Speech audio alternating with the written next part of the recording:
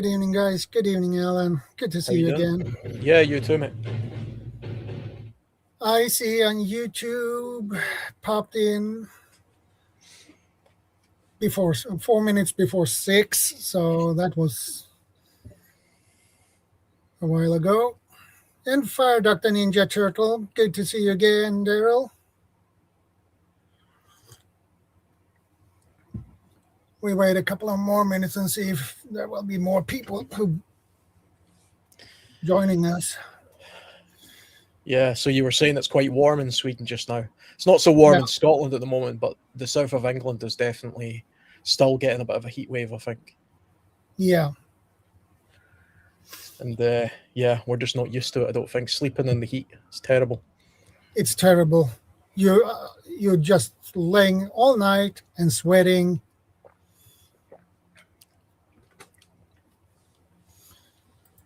Barb G is on your side. Hi, Barb. Today's topic is the remote backcountry flash flood canyon trap. Yeah, very dangerous situation to be in. Actually, it happened, It and happens all the time. people have actually died from it. Yeah, definitely. It's I mean, flash floods generally are probably underestimated for their danger, I think. You know, a lot more people die from them than I think people think. Yeah, You know, yeah, be a good topic. I've actually seen a canyon flash flood take place before, so it was interesting to see that in real life. A very narrow canyon, um, and I've seen some similar flash floods take place across Europe, and I've even seen some here in the UK as well. So yeah, it's the power of water is pretty incredible. yeah, especially in US in their canyons, it's dry basically, and those floods just Appear out of they nowhere. just pop up like in a second. Yeah, You get no warning. yeah. Yeah, those places, Arizona, Utah, those kind of canyony type places, those are, got a high predisposition to being Videos, caught up in a flash flood. You know, um, yeah. I mean, it's one of those things. It's like I say, I think people just underestimate just how dangerous they are. Do you know more people in the US die from flash floods than they do of hurricanes or tornadoes? You know, yeah, I think it's something like 50 or 60 people a year just in the US die from flash floods. And globally, it's massive. You're talking somewhere between 5 and 10,000 people a year die yeah, from flash floods. Not all in canyons, of course, but canyons exacerbate the matter to a point from an individual point of view because it's channeling the water down a very narrow sort of space. And if you find yourself in there, it's quite hard to escape. I mean, those canyons are only there because water flows through them. That's the thing people forget. The water has cut through the rock in a lot of places over time, and those what might just be a little stream or sometimes a dry riverbed once or twice a year, or maybe even once just every few years, that becomes a raging torrent, in a matter of minutes. hey, Budflies, good to see you. Hey, evil girl, good to see you. Hi, evil girl. Well, happy birthday, by the way, from yesterday, I think it was. Okay. I'm very slow at catching up on the chats. Some of these people are in the Discord chats and that. I dip in and out now and again to see what's going on, but I'm usually behind with the chat.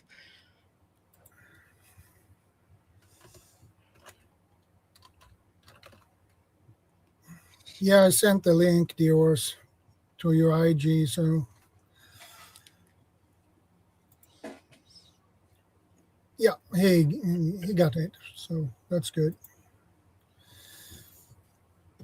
But anyway, those floods can happen anywhere. It's not in US. It can be here, even here in Sweden as well. So Yeah.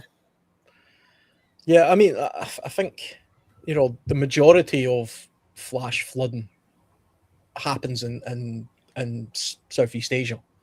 Places where they have um, monsoons and things like that. Suddenly, a small riverbed can become a raging torrent, and yeah, and because those places are usually quite packed from a population point of view, that's where you see the vast majority of the deaths in the world take place.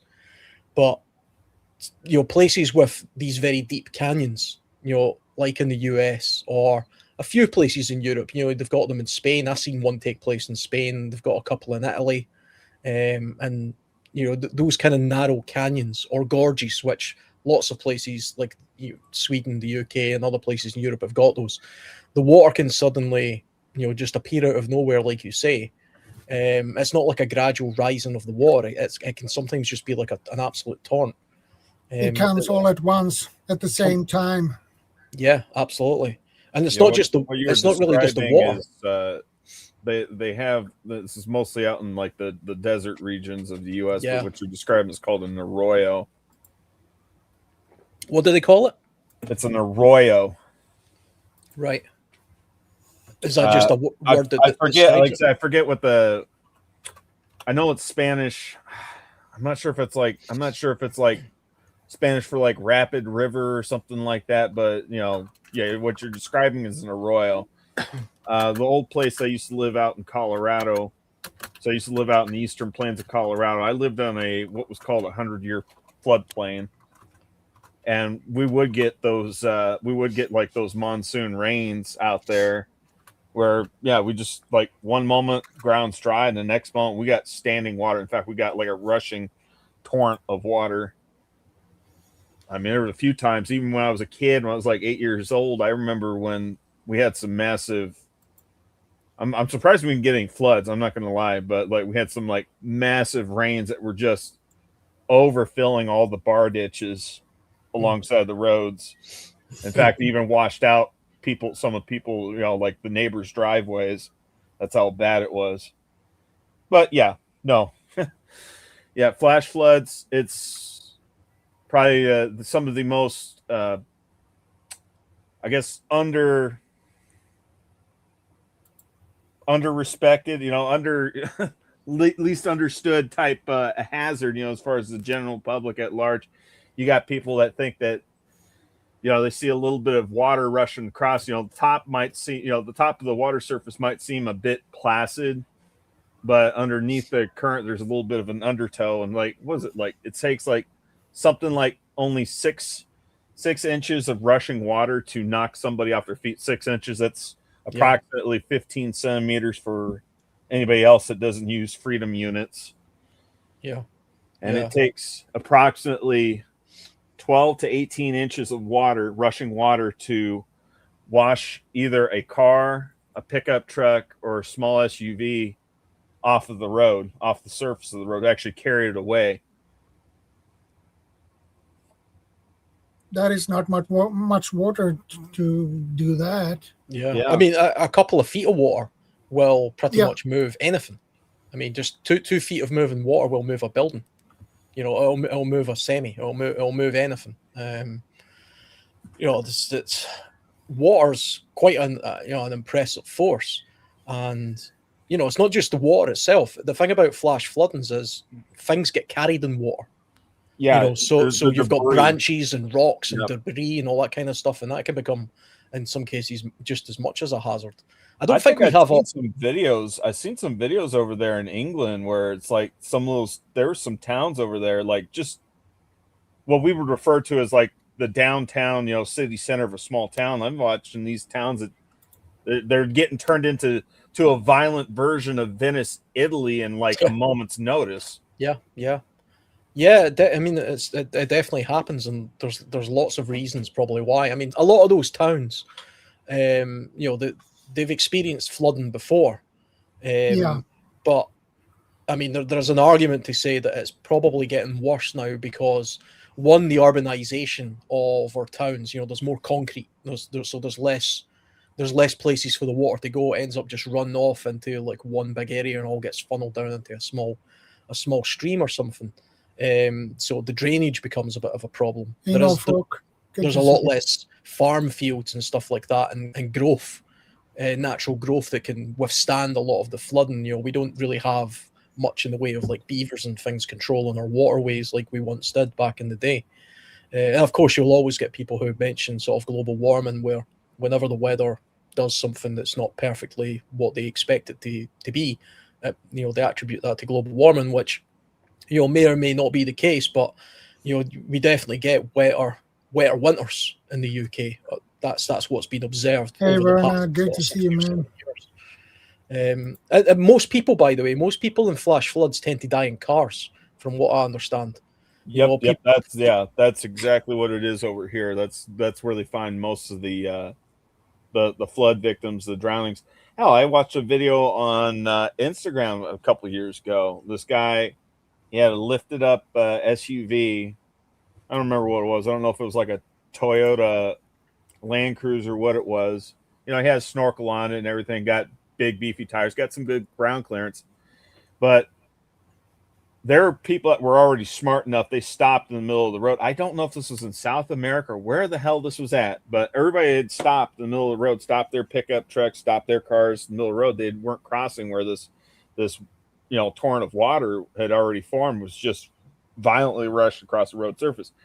This guy, I guess he thought that he was invincible enough that he would give it a go and try to cross. Well, it didn't take very long for that water to grab hold of the underside of his car, you know, his SUV, and it carried him off. He got snagged up on a branch underneath it looked like a pedestrian bridge, and unfortunately, there wasn't anybody, you know, that could do it. You know, anybody that was there, they couldn't do anything to save him. And it didn't take very long. And like I said, the car got swept the rest of the way down the river. Like, he died. I don't know if any of his family members were with him, but it's just kind of like that false bravado attempting to cross the water surface. Yeah. I mean, and the car as well, it kind of goes back to the, you know, the idea of the debris being just as hazardous. I remember watching some of the footage for the tsunami that took place. I think it was the one in Japan that I was watching. And cars, because they were all picked up in the streets, people were being pinned against cars.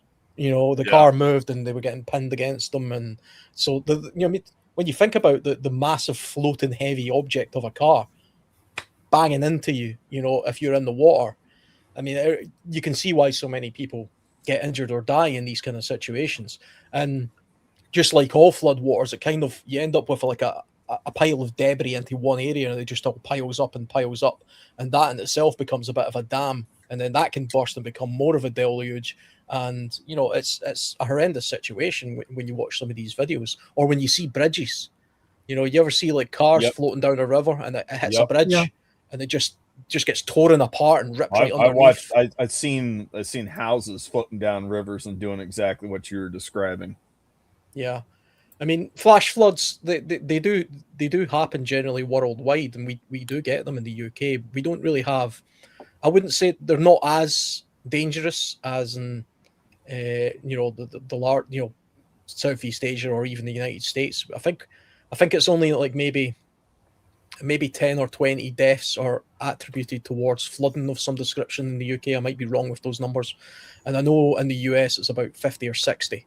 Yeah, I couldn't tell you as far as like the exact stats of how many people die. I just know that most of the, we've already stated, most of the flood victims that have perished, they're found trapped in their cars.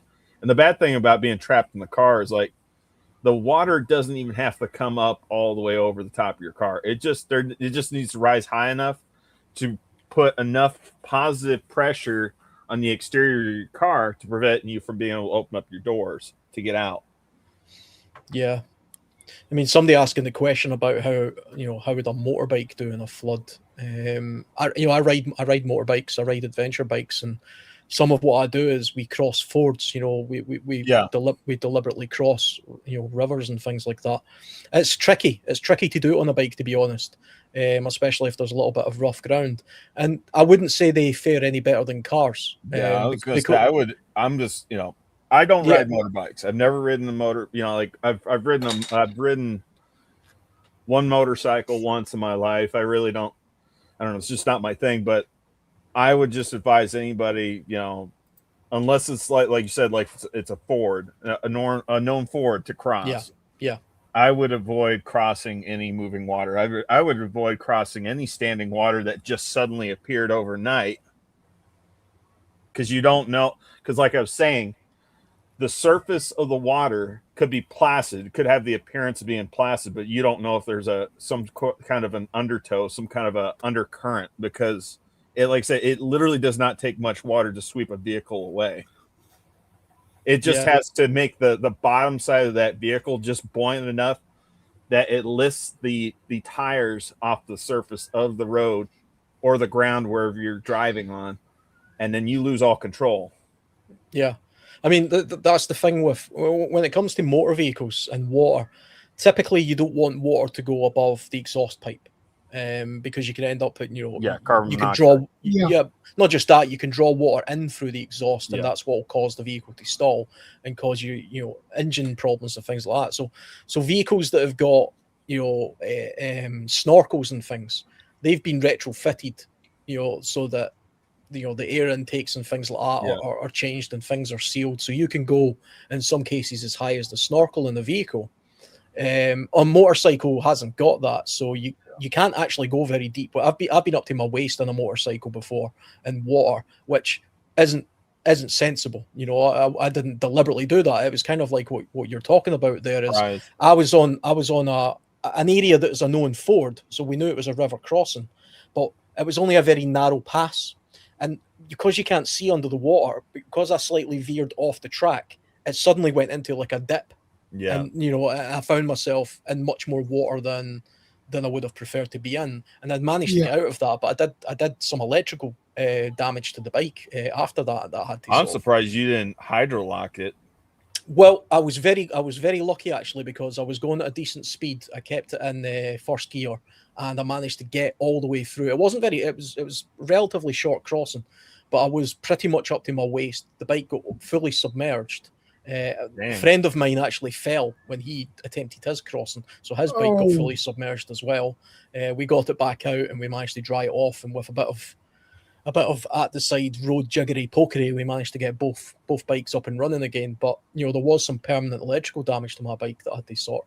And the thing about modern cars with snorkels as well is, I think people have got to realise that it became a bit of a trend for a while for some people to have these put on their cars, and some of them didn't really function as well as they should. And the thing is, there's a like you're saying, the retrofitting, especially with the snorkels, like there's a lot more just goes into that other than just slapping a snorkel on there. You got to make sure it's watertight, including all your electrical panels, because like some people, they'll have exposed fuse boxes and electrical panels that aren't properly sealed against possible standing water whenever they go across. Yeah. And a lot of modern cars are electrically driven with, you know, computers and lots of sensors. So it only takes a few sensors to be knocked out before you've got yourself a vehicle problem. The thing I was going to point out as well is, you know, in the UK, like if you look at an old military Land Rover, for example, like a 110 sort of Defender, and it's got a snorkel on it, if you drive through a riverbed with that, the one thing you'll notice is the inside of the vehicle itself fills full of water. They're not at all watertight. There's no buoyancy. You really wouldn't want water. They actually have drain holes so that it deliberately fills full of water. Little scuppers. Yeah, and you can watch videos of like guys in the military online up to their neck in water driving, you know, and they're able to do it. Whereas a modern day sort of Land Rover, for example, will be completely sealed. So, like you say, it just becomes a bit of a boat, and it becomes very buoyant, and it doesn't take much, just, you know, a foot or two of water to completely lift that vehicle and it will float. It doesn't matter if it's got a snorkel or not. It's just going to float down the stream. And it's not even the thing is this is not even fully floating. It's just partially. It's just floating enough that your tires are not making positive contact with the surface of the road or the ground, and that's where you lose control. And that's like I said, that's where you're at the mercy of which direction the water's flowing, and then any debris like we were already previously discussing that might be caught up in that torrent of water that you happen to get yourself stuck in. Yeah. And I was going to say the last thing I was going to bring up too was like most people, like if for some reason if you have to cross, and this is mostly for if you're crossing water on foot, like especially if we're talking like a smallish creek or whatever, most people they have it, they have it in their minds that I want to cross the narrowest point. You actually want to cross the widest point, because generally speaking, the water isn't as deep and there isn't nearly as many violent little mini undertows and mini undercurrents in those areas where it's the widest. Yeah, I mean, I'm trying to think of, you were saying that there was that American word for describing a sort And a royal? And a royal, yeah. I don't think there's a British word. In Scotland, we use a word called spate. So Spate. if a river's in spate, it means it's been raining and it's swelled and it's fast flowing and it's in spate. That's what we would call that. And I've heard as well some people describe in the Highlands we get these waterfalls that appear out of nowhere. And some of them are quite torrential. Actually, they can be quite large, and they literally weren't there 5 minutes beforehand. Yep. But it's rained, maybe further up the hill or somewhere else, and suddenly you've got a huge waterfall. And I've heard deer stalkers refer to that as the hills are in spate. So that's a term that's taken quite seriously, I think, in people who travel around this part of the world. If I was to say, the burn is in spate, a burn is just a Scottish word for stream, or the hills in spate, that usually means keep away from it. It means don't attempt to cross it, or at least be knowledgeable of the fact that what might be easy to cross 10 minutes ago might now be completely impossible. Yeah. And, I think people really do underestimate just how strong water is, because they don't really have a lot of experience.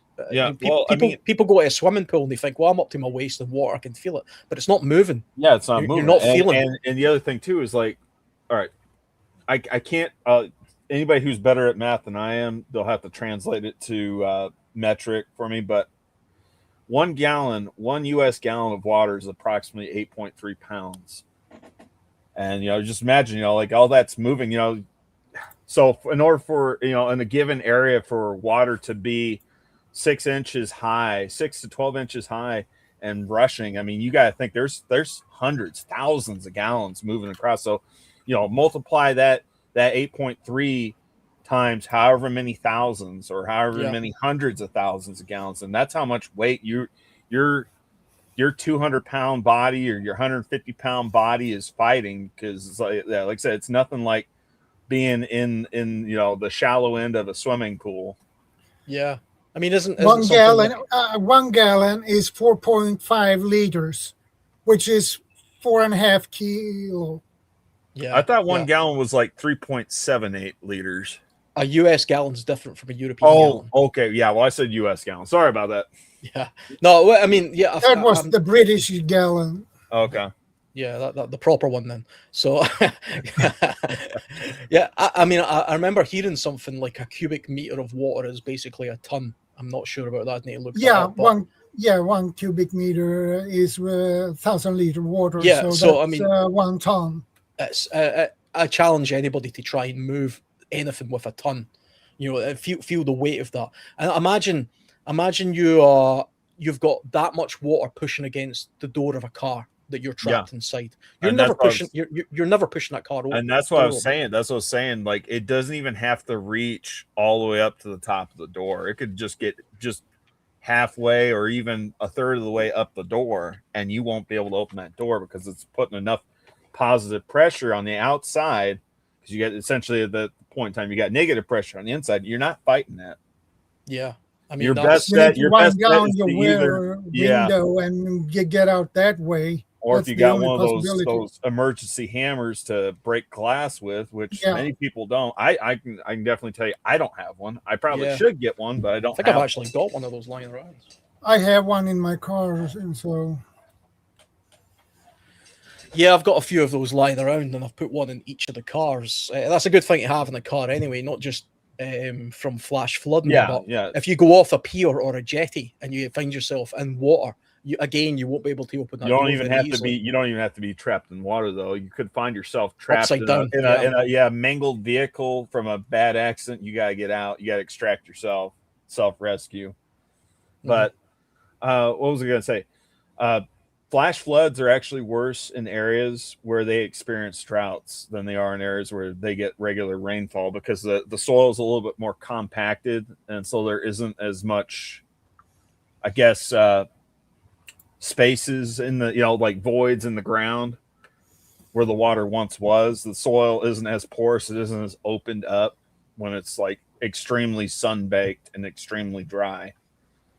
That's the one bad thing about living out here in West Texas. Like, that's when the flash flooding can be worse, especially like right around springtime, when we've had like a really, really dry winter, or if we have an abnormally dry summer and then we get like either a late summer rain or like an autumn rain. That's when flash flooding is probably going to be bad for us. yeah.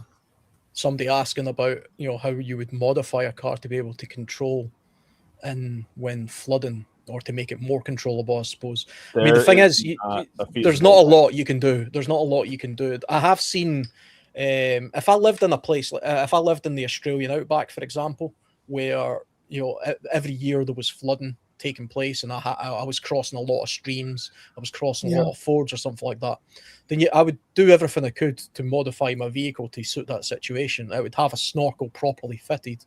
I would make it as less buoyant as possible. I would want it to not be buoyant at all. So I would have drain holes.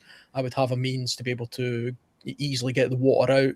I would, I wouldn't have electrics in places in the car that if they were swamped, suddenly the car becomes inoperable. Or have it sealed off as much. Yeah. So I would have a car suited to that kind of situation. I mean, if you take a look at, like I say, old military vehicles, the military do this more than most people, I imagine. Yeah. And so they tend to strip everything out of a vehicle, and it's just the bare bones, so that things like water damage doesn't do as much harm.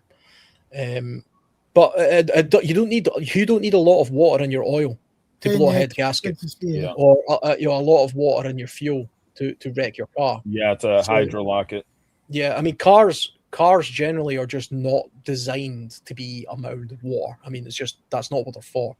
There are some vehicles out there. There are amphibious cars, but man, they are difficult to get a hold of. They're not really. There are some out there that some companies will do like one-offs and sell them to the public. There was this one car that came out in the 50s. They called it the amphibian, and like it was designed for driving on lakes. But even then, like driving on the placid surface, or driving, like some people, they like to go mud bogging and stuff like that, and they'll drive lifted trucks or SUVs through, these big old mud holes, these water holes and stuff like that. But that's different from driving across the surface of a stream or flowing, like just flash flood. Because like I said, we were saying, the biggest issue is the debris, because it's not just the fact your vehicle just becomes buoyant or doesn't become buoyant. All there needs to be is a submerged tree trunk to just sweep you away, just knock you down, knock you over, roll you over. Yeah, you also need to know how to, if you're using a vehicle to cross water or fords and things like that, you have to know how to do it properly. It's amazing how many people will have a modified vehicle, like a Land Rover with a snorkel, and then they hit the water as hard as they can, and they wreck it because they've hit it too hard. You have to cross water in a very low gear, a continuous gear, and you have to do it slowly and controlled in order to get your way through it. Funny story, the very first car I ever owned when I was a kid was a Ford Escort Mark III when I was 17 years old, and I ripped that car off by hitting a puddle too fast. Yep. It's just a puddle. I mean, it must have been like, I don't know, an inch and a half deep or something like that, but it was a large puddle.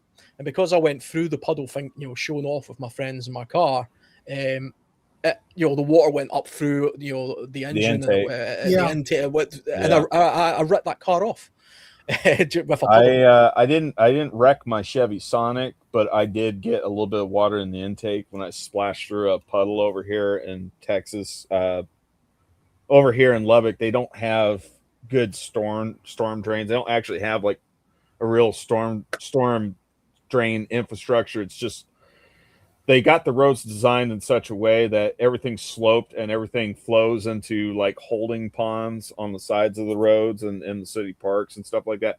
Well, I splashed through a puddle of water right after a rainstorm and got a little bit of water in that intake, and that car started running and idling like really rough. But I was lucky I didn't damage the engine, but I ended up throwing some water absorber in the tank, the tank when I was getting fuel for the car, and then it started running right after that. But I was like, yep, I learned my lesson. Do not splash through puddles.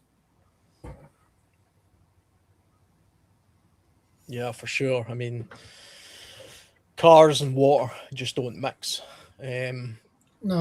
I think having a winch as well. If I was, like I say, if I was in the Australian outback or something, having a really good winch on your car can be a lifesaver. If you find yourself stalled in the middle of the water, you have to get out of there quickly. And unless there's another vehicle there that can pull you out, the only other way you're going to be able to do it is with a winch. And you can use land anchors and things like that to get yourself out of dodgy situations. That is risky because, like I said, if the water is strong enough to either pin your car in place or prevent you from moving, getting out of the car and then going to the front and grabbing your winch cable and your chain or your recovery strap and trying to find a solid anchor point to tie it off. The hardest part is trying to cross what little of that water that you're still stuck in the middle of and not get, wiped off of your feet, washed off your feet and, carried downstream however far. Yeah. I mean, plus, it's not just that. You're also in the water at that point. Hyperthermia becomes an issue. It doesn't matter how hot it is outside. The water's going to be cold. You don't have to be exposed to that water for long before you will start succumbing to hyperthermia, which will slow down your ability to do things like properly apply a winch or properly operate a vehicle. Lose your dexterity. You start experiencing a little bit of a brain fog. I mean, it's going to be the case that, like just about everything in these kind of scenarios that we talk about, the prevention is better than the cure when it comes to a lot of these things. And my general advice would always be to just don't cross water with a vehicle. Yeah, just don't do it. Just don't do it. If it can be avoided, don't do it. Yeah, I mean, there's the detour. The detour will always take a lot less time than you trying to take the shortcut across. Yeah. I mean, especially in flooding, because it's like you say, it might look relatively calm on the top, but you've got no idea what the flow is like underneath, especially if the water is flowing over something that it doesn't otherwise normally flow over. And here's the other thing to take into consideration. I got to see this firsthand when I was living out in eastern Nebraska. So I used to live right along the Missouri River in eastern Nebraska. Every year that thing would flow outside its banks, and there'd be road surfaces that were dry and they were well above water. And that water would be like 15, 20 feet outside of its riverbanks, over the tops of its riverbanks. But the other thing too, you don't know if the surface of that road, you don't know, as you guys in Britain would call it the tarmac, you don't know if the road base underneath the tarmac didn't get washed out. Yeah, good point. And also drain covers can be lifted. Drain covers can be lifted as well. And so suddenly you're wading through what you think is a foot of water on the road, and you fall down a manhole cover because the water's lifted up out of the way. And that can be meters deep. Oops. Can you answer how would you make a homemade floating aid with thing only in your house? A homemade floating aid? Well, I think you can if you have the proper things to do it. If you have barrels, of suitable size, you can make a floating aid for Yeah. it. Yeah, Yeah, that yeah. size. Yeah. If you have several of those, you still need a frame where you attach those. to build a raft. I guess to what build, I'm trying to Yeah, understand is like, why are would you they want to do saying- that though? Yeah, that's what I was saying. Like unless this is like one of those situations where we're discussing like a flash flood. And again, this isn't unheard of, but you know, like I said, cases where you're in your house and a flash flood happens, and it happens so suddenly before you even have a chance to evacuate, before there's even any emergency broadcast saying evacuate this area, because that does happen, especially out in the southwestern United States. That does happen. That happens if you live on a riverbank. You know, there is more than a 0% chance of that happening. I tell you what, I would maybe comment on relating to that question, because it is actually a good question when you think about it. Because when you'll often see in the news when you get streets that suddenly flood from a flash flood, and you see the fire brigade sort of with a rubber dinghy pushing up to doors, and they're evacuating old people and things like that from their house. Because they've suddenly, it happens when they're in bed or something, Yeah. and suddenly their ground floor is full of water and they can't Yep. get out. So there is, it's not a completely unreasonable thing to think, well, how could I make myself a life jacket if something like that was to happen? And the more I think about it, I would recommend not doing that, for the same reason that when you're on an airplane and they say to you, do not inflate your life jacket while you're inside the airplane. Yeah. For the same reason. You So, get trapped inside. even if I actually have life jackets randomly in my house, because you can see behind me I've got kayaks. So I'm a kayaker, so I have a life jacket, and if I suddenly woke up and I realized that the whole ground floor of my house was full of water, and even if it was fast moving, I'd be very reluctant to put a life jacket on, whether it was homemade or not, because that can prohibit you from getting out of a window. It can pin you to the It ceiling. can pin you to things. Yeah, exactly. To the ceiling of your house, yeah. You won't be able to duck underwater. You won't be actually, able to do I'm anything. glad we're bringing this up real quick. I was going to say, for the U.S., for a lot of there are a lot of flooding victims that are found trapped in their houses. Most of them are actually found trapped in the attics of their houses because they're trying to get above the floodwaters, and the floodwaters rise even higher than what they anticipated, and now they're stuck in the attic. They can't get out. I'd be more concerned, making sure I've got some kind of a kit with saws and axes to cut through the roof of my house.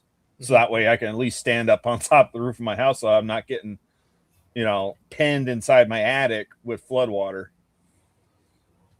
Yeah, I mean, and it's, you see that on TV sometimes, where people are on their roofs and they're surrounded by floodwater, and the helicopter has to sort of lower a basket down to try and rescue them and things like that. That definitely happens. And like you, I've always wondered if people who go into their loft, can they get out of their loft? Because if they haven't got a skylight, how the hell are they getting through the roof? Depending on what your roof is made of. You got to be able to get through the skylight, because if you got a decent skylight, you're not just punching your way through that. That's poly, like some sort of like poly freaking heavy duty, like poly. I don't know if it's like polyethylene, but some heavy duty friggin' plastic. You're not Tyvek or something. Yeah, or polycarbonate or something like that. You're not breaking through that. You're not pushing that out of the way. You're just going to get pinned underneath that and trapped and drowned. Yeah. I mean, people saying what would happen. For a bathroom break. I'll be back. All right. Yeah, I mean, somebody asking there, what would you do if the water is higher than the roof? I mean, the simple reality is, if you find yourself in water, if you find yourself in flood water, if you find yourself in a flash flood, even if you're not a particularly great swimmer, most people can float. And the general survival advice for being caught up in a flash flood is to lie on your back with your feet facing in the direction of travel. That way you're not going to be banging into sort of rocks and things like that. Your head, hopefully your feet will take the impact. And the idea being that you use your arms as a kind of steering mechanism to get yourself, upright, as best you can up, and then hopefully if you can sort of make your way parallel to the water's edge, you can eventually get yourself to the side and pull yourself free, or grab onto something. Like I say, a kayak, I do whitewater kayaking, and I find myself in fast moving water all of the time. I mean, it's part of the hobby, to deliberately find yourself in that situation. So I've found myself going quite fast down fast moving streams before. And I'll tell you just now, you can't swim against it. It doesn't matter how good of a swimmer you are. And it can be quite dangerous because you don't feel all of the, like, you get eddies in the water, you get rocks and things like that. And every now and again, you might bump off one. So you have to try and stay as flat as possible with your feet as high as possible, and kind of just go with the flow a little bit. Yeah, it's kind of like look ahead. With the rip tides, the rip currents. But that's mostly, this isn't so much flooding. This is mostly out in the ocean. You don't swim against a rip tide or a rip current. You have to swim parallel to it. Yeah, you go parallel to it.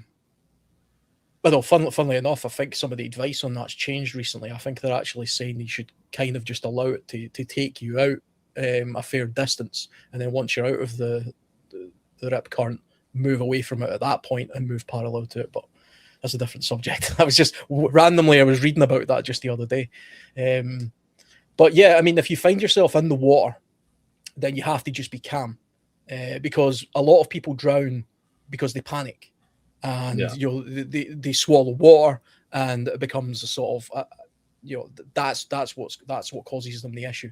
So if possible, go with the flow, lie on your back, feet downstream, and try and self-rescue that way. Be cautious though about grabbing onto things. So the temptation will be to, oh, there's something floating like a car or something, I'll swim over to it and I'll grab onto it. There's nothing wrong with grabbing onto something if you think it can, keep your head above water. But like I say, be very cautious about what's coming down that water, because if you're up against a tree or a car and another car comes floating down the river, now you're getting pinned. Now you're getting pinned. So that's something to be cautious about. But again, this all comes down to trying to foresee this from happening. Try and put yourself in a situation, or rather try and make it so you're not in this situation in the first place. If you live in a place, if your house is in a place where it can genuinely be so flooded that the water can be past the roof, then you should already have lots of flood emergency plans and procedures in place. Yeah. Long beforehand. It shouldn't be a surprise to anybody, really. Yeah. That, people who say I had no idea my house could be flooded. Yeah, well, I find that strange. Topographical. Yeah, there's topographical maps out there, and you'll especially over here in different parts of the U.S., you'll hear people say, "I don't even live near the water," and it's like, yeah, well, probably because you live in a floodplain, you didn't realize it. Yeah, I tell you what, I mean, if you live within sort of 50 meters of even a small stream, if you live within sort of 100 meters of the ocean, if you live downstream of a dam, if you live in a natural valley or a gullied area, all those places hold water. All those places at some point in history will have water. If you're below sea level, if you're near the water table, all those places can flood. Yeah. If you live right on top of a rocky hill and you're hundreds of miles away from the ocean and there's no rivers around about you, the prospect of that flooding is pretty minimal.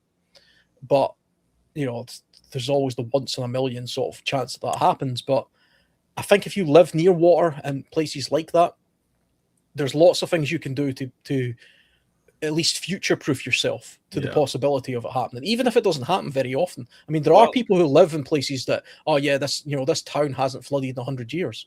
But it did flood 100 years ago, though. That's what you've got to remember.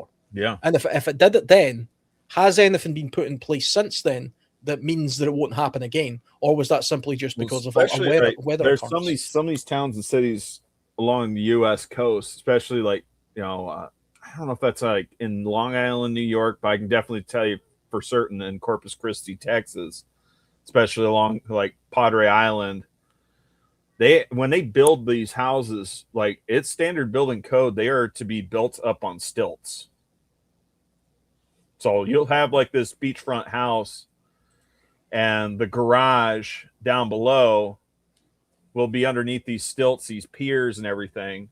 Yeah. And then like the main living quarters will be basically like a story or story and a half above the ground surface, because on a regular basis they're getting hit with tropical storms and hurricanes in the spring and summer months. Yeah, absolutely. Hey, Bob, by the way, Shadow's just away to the Yeah, toilet. yeah, So he's not here yet. yeah, he's Hang not on. here. He'll Hang come on. back. I'm gonna go on the drop by. private chat and I'll let Bob know that he's out real quick. Ah, no, he's got it. He's cool. He knows. Okay. I can see him in the regular chat.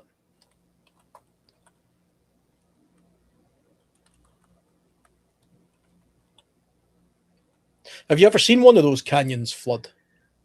Not in person. Not in Right. person, no. But like I said, I am well aware that stuff happens. Yeah, I seen one in Spain. I was doing a thing in Spain several years ago, and it was a completely dry. It's the only deserty part of Europe, really, in Spain.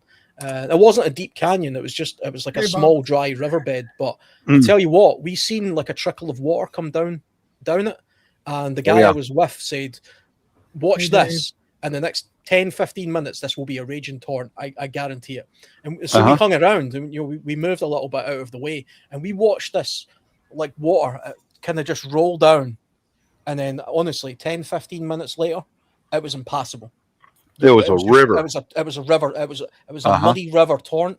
And there was branches, there was boulders, there was all sorts of stuff. Yeah, like I said, I've seen that happen in flat. I've never seen that happen in a canyon, but like I said, I've seen that stuff happen in like flat, kind of like plains with some slight hills and slopes. Yeah, because like I said, I used to live out in a 100-year floodplain out in Colorado. Hey, Vanessa. Yeah, I mean it's important as well for me to point out it wasn't raining where I was at that place in Spain. It was just it must have been raining somewhere else. It could be raining 50 miles away. Yeah, and that's the way it works. Yeah, yeah. And do you know the way it works? That raging torrent that we witnessed that day, it disappeared about 20 minutes later. Yep, that sounds about right. Yeah, it just came and went. It was an incredible thing to see. Yeah, when I was stationed in Nevada, it's outside of Las Vegas. Las Vegas is inside of a valley, and I saw that myself. Holy crap, a river came from nowhere, and people are stupid, man. I remember when I was stationed there was a guy, he had his wife and his 4 kids in a station wagon, and he tried to drive across it. Yep. Can you guess what happened? Floated off like a boat. Yep. And they found the mom and the dad and like 3 of the kids in the car. One of the kids gone, just got buried in the silt somewhere out there. Never found that body. Never did. But what an idiot. Some people never learn. They are so stupid. They are. All he had to do was wait, a half an hour or so, maybe go get a hamburger or something, go. And that's why I was telling people, the detour always takes a lot less time than the actual crossing. Yeah. Doesn't matter how much it inconveniences you in the moment. It always takes a lot less time because you don't know if you're going to be a victim. I lost my train of thought. I was going to say something. Damn it. Made me lose my train of thought. I was going to roll, but I forgot. Yeah, you were talking about houses being built on stilts and spring rains and all that. That's mostly along the coastline for the hurricanes and the tropical storms, not so much for I'm sure there's some riverfront properties where people build their houses on stilts.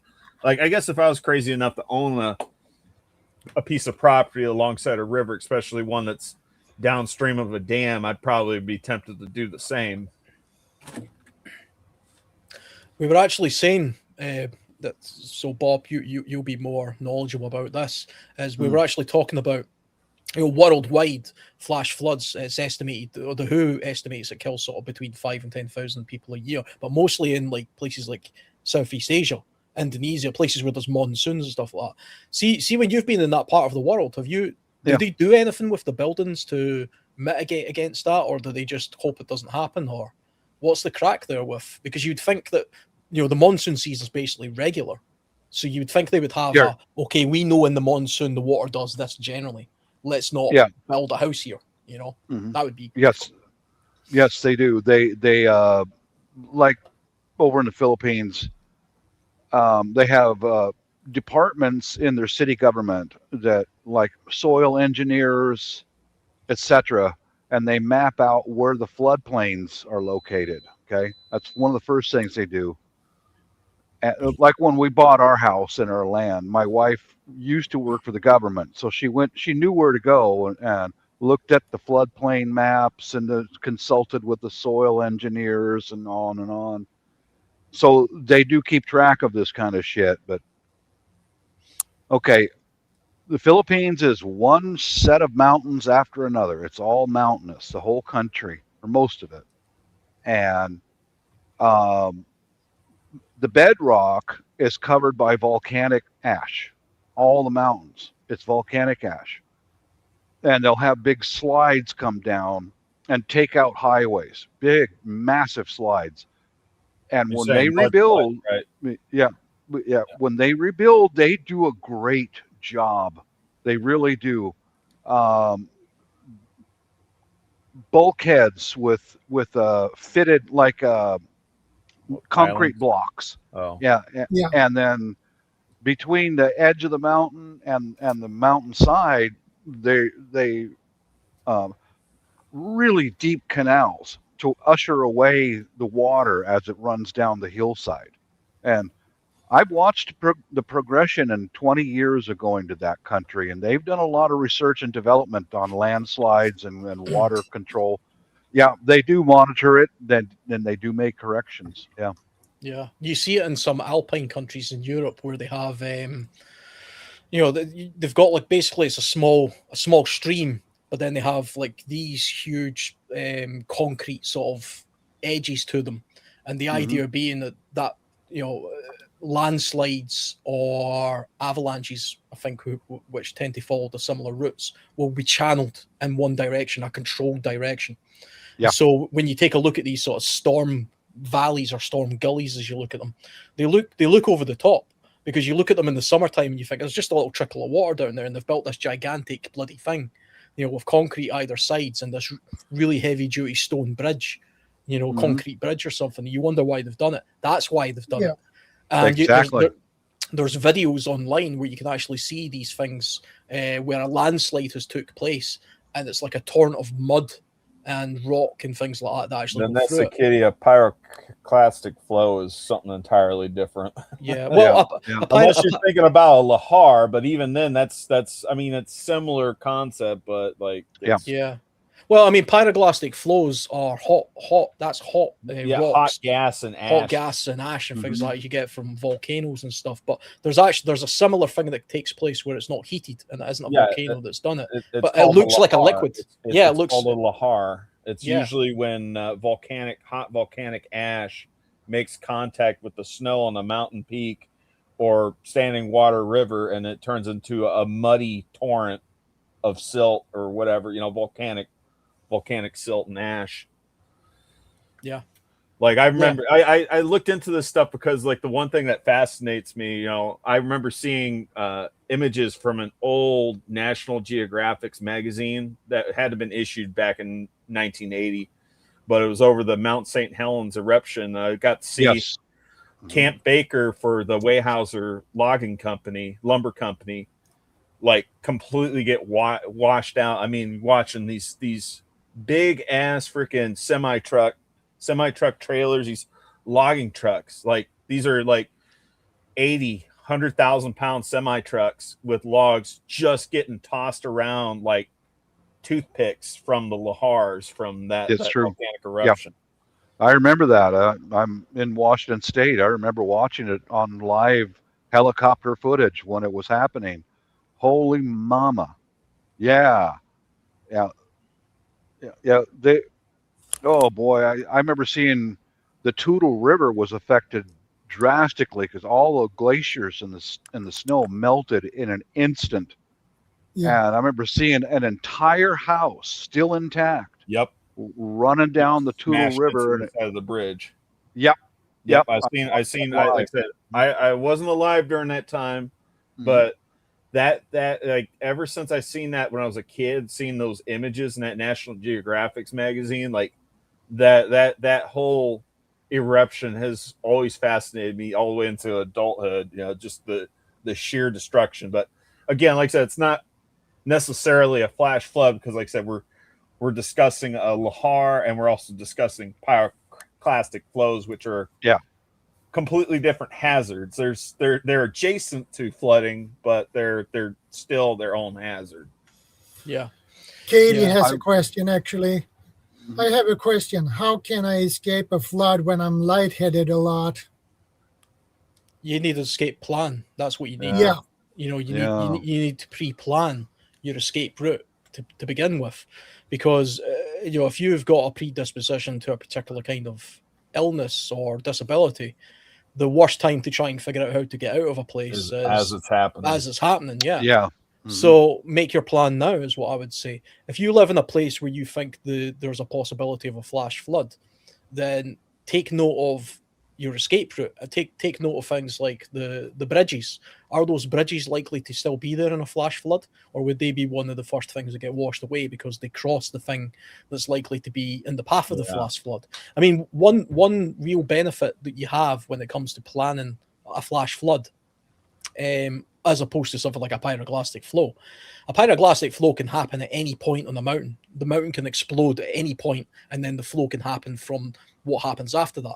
A flash flood tends to always follow the path of least resistance based on where the water is. Certainly. So you can basically say, okay, that's where the water is likely to travel because that's the depression in the ground, or that's the place where the small stream is. This is the access. This is the point where the water meets the ocean or whatever. Yeah. So you can base your escape plan around that model.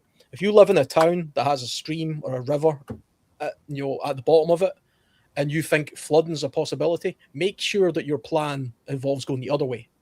And turn the notifications on your phone, because at least in the U.S. they have the National Weather Service. They'll always advise prior to a rain or as the rain is coming down, flash flooding, possible in your area.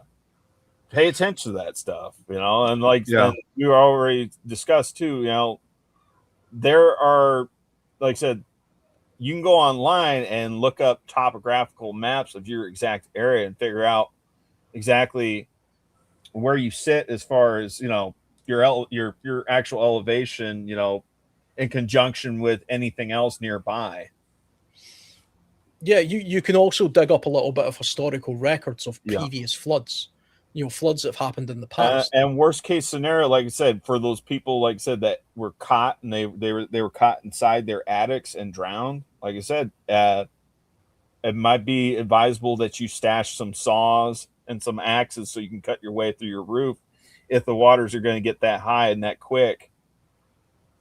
So you at least got to wait, at least get out of your attic and get up on top of your roof. But like I said, that's the extreme case scenario. You, like I said, you have to have all this stuff in place beforehand. You can't just throw all this shit together on the fly. Mm-hmm. The thing is, I mean, weather forecasting's gotten pretty good over the years. I mean, it's not perfect, but anybody now can look at live radar of weather on their phone. I do it all the time. Not because I live in a flood area. I don't at all live in a flood prone place, but I like to see, what the weather's doing.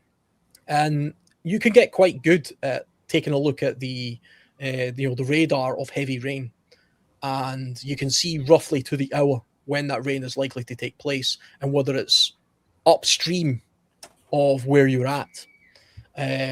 This is particularly important when we're talking about things like backcountry canyons, which is where the nub of this conversation is about. You have to pay particular attention to that kind of weather forecasting, and then predict for yourself whether you're likely to be caught in a flood. And you, like you brought up before, Alan, you're saying like you were down there in Spain, you weren't anywhere near any sort of rain taking place. It's just you just had to be downstream of it. Well, similar case for anybody that lives in the Mississippi River Valley, because you've got the Missouri River, you've got the Ohio River. I don't remember all the different rivers that are feeding into the Mississippi, but like I said, the mighty Mississippi almost every year breaches its levees. Every year or every other year, it'll breach its levees or come close to it. All it takes is a few dams upstream and all those other rivers, those other tributaries I was talking about, being forced to open up the floodgates because they got a lot of excess rain. Now you got the river, the Mississippi River, swelling and being inundated with more water. And that's another example of maybe not a flash flood. I guess that would be like a little bit more of a slower progressing flood, but still, it might appear as though as a flash flood for some people, though, especially people that don't take it seriously. Yeah. I mean, there's some warning signs you can look out for as well to sort of forecast it. That one that I seen in Spain, we noticed that purely because it was a completely flat, dry area, and then there was a sudden appearance of water. Water just appeared out of nowhere, very slowly. I mean, you could walk faster than the water originally, and then it got faster and faster and faster and higher. But you can also look for things like dark clouds and distant hills, sticks. If it's a flowing river, and then all of a sudden you start seeing debris like sticks or branches and things like that. Just suddenly start appearing. That's because the water has risen substantially higher up and pushed that debris further down. Sudden rise in water levels. Driftwood, things like that. If the water suddenly changes color, so if it's a nice clear stream and then all of a sudden it goes brown or gray or dark, that's because soot has been churned up and that water has traveled from somewhere else. And those are all warning signs. So if you're in a vicinity near water and you see that, then get up. You have to get to high ground. High ground is your friend. That's the key here. You can't outrun it. Don't try and outrun it. Don't try to outrun it. No, don't outrun it. Yeah, and don't try. If avoidable, try not to cross. Try not to cross. I remember I was going to say, because Bob, you brought up Las Vegas. Yeah, the Las Vegas storm. Like, you ever see their storm sewer infrastructure? Oh my God! They engineered the crap out of that. Like they actually have homeless people living in those, year round, except for when the rain comes. Yeah, there's a reason for it. Dioris, there's a reason for it because I recall after that family was wiped out by John Dumbass, the city or state went in and dug massive canals. I mean, these canals were as wide as a semi-truck trailer and how deep, and built concrete bridges over the main roads like Las Vegas Boulevard, etc. After that family was killed, because they started acting after there was lives lost. But I want to go into this in my area. All right. The trees in the Cascade Mountains are a crop. They're planted by people, and there's millions of acres of trees up there. In the 1970s and into the early 80s, it was time to go in there and log it and harvest the crop because it's all privately owned property, millions of acres. And after that happened, I remember standing on the edge of the Puyallup River when I was a kid. A Douglas fir tree, a mature Douglas fir tree will drink 55 gallons of water every day. Now you wipe all those trees out, and that was back in the days of clear cutting. Okay. That water's got nowhere to go. Yeah. Nowhere.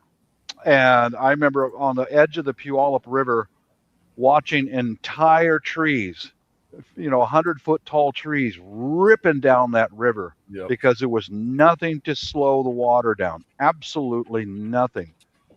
They went over the banks in a few places. Almost all the rivers in the Cascades went over for about 10 years. After that, the state and the counties, King County, Pierce County, all that, began buying plots of land. And then they dug drainage. They're actually a sedimentary hole in the ground, enormous holes in the ground. They're everywhere now. Are they like boreholes? No, they're as bigger than your house. They're like 3 times the size of your house. Okay. They dig it out and they put some culverts to drain water into it to slow the water flow down. Yeah, I was thinking like borehole, not like a drilling rig borehole, but I'm thinking like those tunneling machine type boreholes. That's what I was thinking. No, this is all above ground or ground level, not underground. Oh, okay. I guess I was thinking like that because up there in New York, they have this man-made like underground canal. They literally use a tunneling machine and dug it, and that's for how they get their fresh water in certain areas in New York. Okay. And I was thinking maybe they did something similar for their infrastructure over here for flood mitigation. No, these are all catch basins.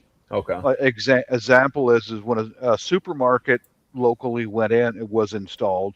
It's now a requirement that the parking lot area drains into a catch basin before it goes out into the river. It slows that water flow down, but it took the 1970s and 80s disasters for the state to finally act on it. Yeah. But now, ever since they started digging those drainage basins all over the place, I haven't seen that river or a few others come over its banks ever again. So, unfortunately, there's got to be property loss or lives lost before government will act on it.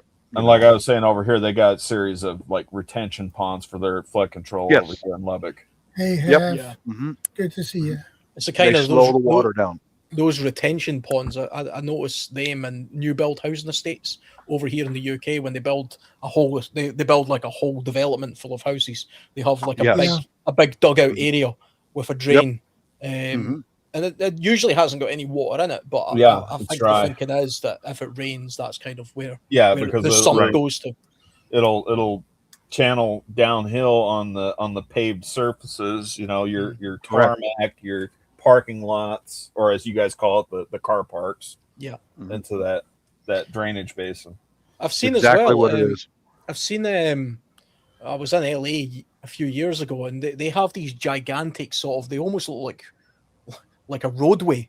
And like there's tons of movies that were filmed on those Terminator. Yeah, Terminator, Grease, like 1978, John Travolta, Grease, Freaky Friday, the original Freaky Friday from the 60s was filmed there. There was another movie, I think it was called Core. It was a box office flop. That was also filmed there as well. Do those actually fill full of water? Is that a regular thing? I've never seen. They fill with water. That's what they're there for. Flood control. And they're enormous. They're gigantic. Yeah. Well, they get like this, in spite of popular belief, Southern California does get a great deal of rain, but it's seasonal rain. And like I said, that's to mitigate all these flash flood waters that we were just talking about. That stuff's been in, I don't know how long that's been in place. It's had to have been in place since, I would say, the 50s, since post-World War II.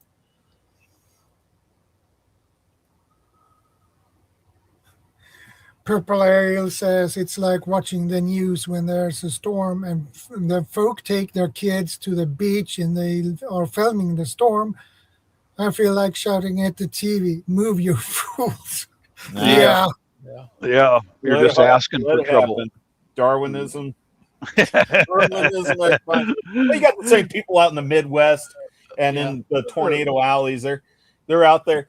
There's a tornado right there on the horizon, and they're out there with their smartphone filming. Yeah. It's like, and then the tornado barrels down over top of them. And just by sheer luck, they didn't die, but the tornado took out their house or sections of their house around them as they're standing out there on their front porch filming like a dumbass. You'll always see it here as well with the waves crashing over the walkway, and you'll always see some idiot walking their dog. I watched a video. I watched on YouTube a couple of years ago, and I watched the same footage on the news many years ago. There was a guy on a pier, and it was huge waves, and he stood there at the edge of the pier with his phone and filming it, and the wave just came in and wiped away. Gone. Bye-bye. Stupid. You know what? An old guy I worked with for years, he was a Navy vet, real morbid son of a bitch. But you know what he used to call that? It's what? Bob. It's just part of It's just part of bleaching the gene pool.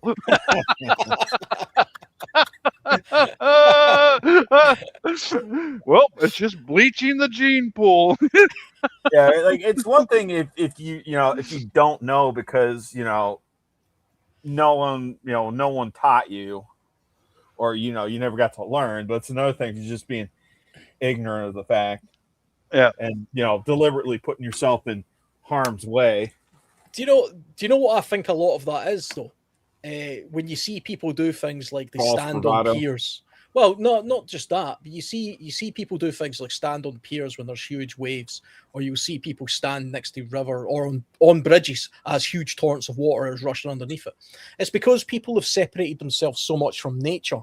Yeah. They just they have this false belief that somebody's thought about it, and I'm sure whoever built this bridge it's never happened to me. It'll never happen to me, and they wouldn't build a pier if they didn't think it could withstand something like this. It's that kind of removal, that ignorance of removing yourself entirely from nature, that you lose the common sense that any other animal in the world would have. That there's a stormy sea, I know, I'll stand back from it. Or there's a torrent of water raging down this river, I know, I'll stay clear. There's this stupidity of, it's a bridge and I'm sure it'll hold up fine because somebody will have figured this out type thing.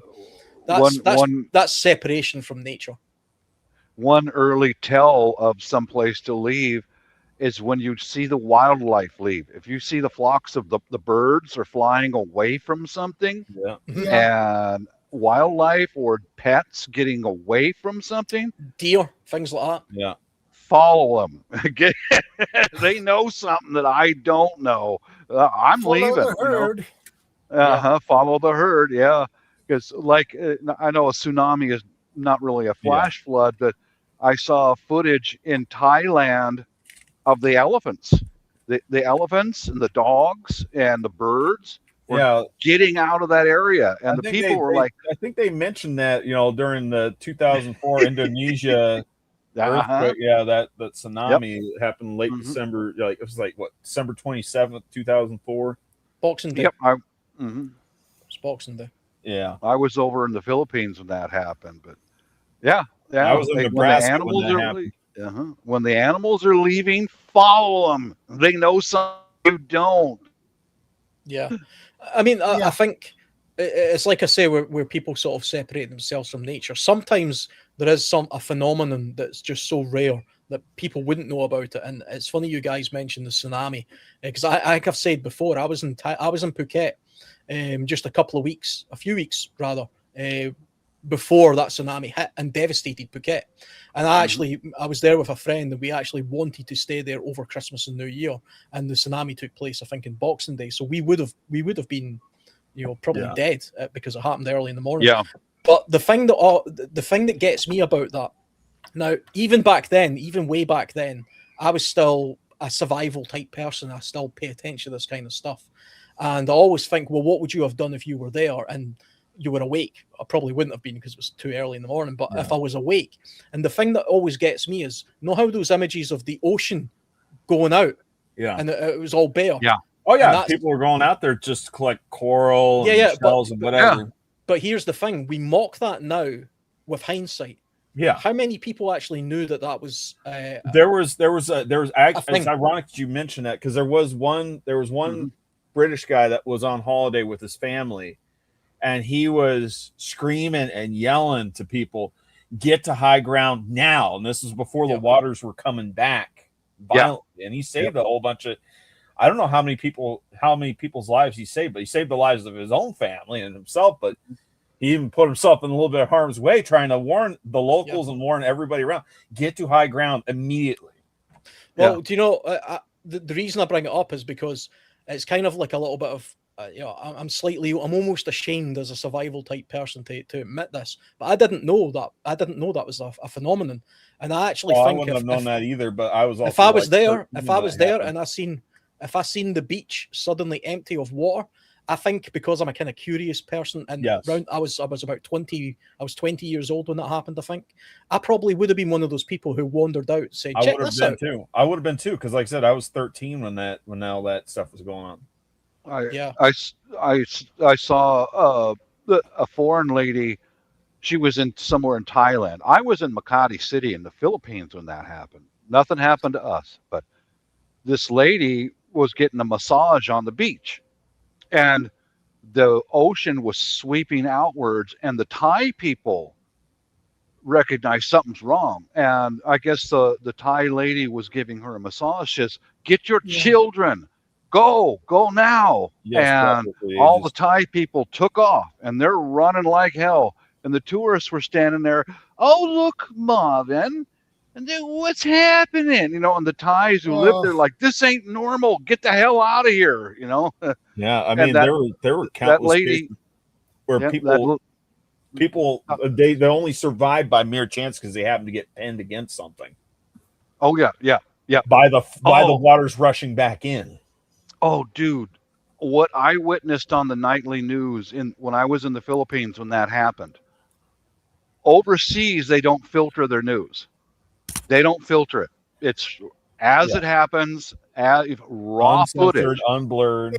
Oh, Basically raw dude. data, all of it. I recall one scene that they showed on the Filipino news. It was somebody was up on a balcony filming a small street below them. It was full of moms and their preschool kids getting vegetables and stuff. A street scene over in Asia. Yeah. And holy mother of God, man, when the water came in, it wiped all those people out. I mean, some of them were able to get inside of a structure and run. Some of them didn't have a time to do that. And it was a river suddenly, and it was full of sheet metal roofing and all that, and all these moms and preschool kids just got freaking wiped out, man. They don't show that on our news. Yeah. And I saw scenes after scene and another memorable one was when it was a tiny fishing village on the coast.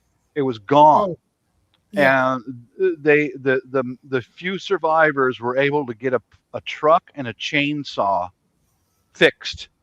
And these are okay. And they had a big truck full of bodies.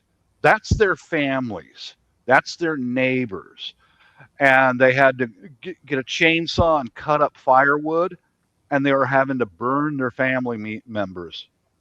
And they didn't show that on our news. Now, okay, I witnessed all this stuff every day when I was overseas.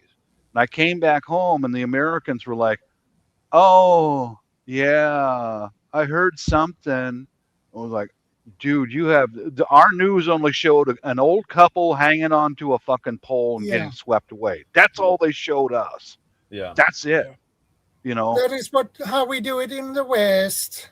Yeah. They filter everything. Well, like I said, they don't didn't show show hardly. Everything. They didn't show hardly anything about because Mhm. Alan brought up the Fukushima, the earthquakes that took place in Japan in 2011. Like I said, I never paid. I didn't pay a whole lot of attention to that either. But like, I'm not gonna lie, it wasn't until maybe a few months ago when I started getting stuff in my YouTube feed about random disasters, and one of the disasters was specifically that earthquake over there in Japan, and then they're talking about the majority of the deaths was all that water rushing in, because like a lot of those people, they didn't have time. They legit didn't have time. And back to what you're saying, people dying of hypothermia from the floodwaters. Well, that's exactly what happened to these people that got washed away with the tsunami. They might have survived the initial tsunami and the rushing water and the debris, but a lot of them died from hypothermia. There were people that were convinced that they were a high enough point on the land that they weren't going to get touched by the tsunami. No, they were wrong. There was also a lot of people. Skyscrapers got wiped out. Yeah, I mean, there was a lot of people who died because they knew that they had to get to higher ground, but they thought that meant they simply just had to go upstairs in the building they were in. Yeah, and a lot of those buildings didn't survive. A lot of those buildings fell down, and there were buildings that still managed to stay standing. But what happened was like the waters just punched right through it, and it just left it as a standing, endoskeleton. The frames of the buildings were still there, the steel frames, but all the masonry work, all the interior walls, the exterior walls, all the glass completely wiped out, gone. I mean, it's also, if you can see footage on YouTube of boats slamming into buildings and the weight of the boats. And these are like huge fishing boats and Yeah. things getting pushed up against these relatively fragile Japanese buildings and just Yeah. tearing them apart. And like you guys have mentioned, Western media doesn't tend to really show you the proper devastation. But I do remember an image where everybody was filming it on these rooftops, and they panned the camera over this area, and you could see lots of other rooftops and people on top of all the roofs. And then the same camera panned over the same area about 20 minutes later, and most of those buildings were now gone. Yeah. So you've got to assume that the people in those buildings and on those roofs are also now gone. Yeah. You know, and there's no way of working out whether the building you're on is structurally sound enough to be able to not only handle that water, but could it also handle a bloody fishing boat slamming into the side of it? That's the thing that people just don't appreciate. Well, like you could never forecast for that. Saying historical data of previous floods. Well, they had historical data of previous tsunamis in that specific area, and that they built a lot of their buildings above that highest recorded point. But in lots of cases, they the waters from that tsunami went above those points, and that's what I was saying. Some of those buildings, they were built above that point, where they thought, they were convinced they were up on the upper floors, they were up on the rooftop. They'd be okay. Yeah, they thought they were going to be okay. In fact, there was an emergency center specifically for tsunamis that was built on one of these high-rise skyscrapers. That tsunami center got wiped out. Well, it reminds me as well about Hurricane Katrina, where people wouldn't have guessed that the levees would have broke the way that they did. Yeah, effectively flooding the city. Yeah, New Orleans. Yeah, in New Orleans. And when those levees broke, I mean, you had instantaneous flash flooding taking place, and people drowned in places they would never have believed that could have happened. And it's like I said before, I mean, we're talking about flash floods here, and people don't pay them as much attention. But even in the continental United States, more people die from flash floods than they do of hurricanes or tornadoes. Yeah, every year. That's 50, 60 people a year just dying from floods that otherwise don't need to die. It's just because they haven't given it enough forethought. They just simply haven't thought about it. We're not talking about the occasional unfortunate person who, a flood literally comes out of nowhere that they couldn't possibly, they were new to the town or something and they fell in the river. I mean, we're talking about people who just think, oh, I can get by that in my car, no problem. I've got the latest SUV. It can take anything, and that's not the case. You just have to be a lot more. You have to take it more seriously. You have to be more respectful of nature. Yeah, you're lucky Bob's not here. Agree. Yeah, water tables can rise. Yeah, for sure. No, I was just talking about the previous comment because Bob would have fired him for that other one. What? Oh God, Canada's here. Oh my God. Hey, I recall when I was with a Bigfoot group of people. Oh yeah. There was a flash flood on the Green River, I think it was. And one of the ladies that I used to subscribe to, she stood next to the bank of the Green River. And there were trees and all the debris was running down the river. And you know what, man? There was a full tree that was under the water, but it was going like how many kilometers per hour, just rushing right along.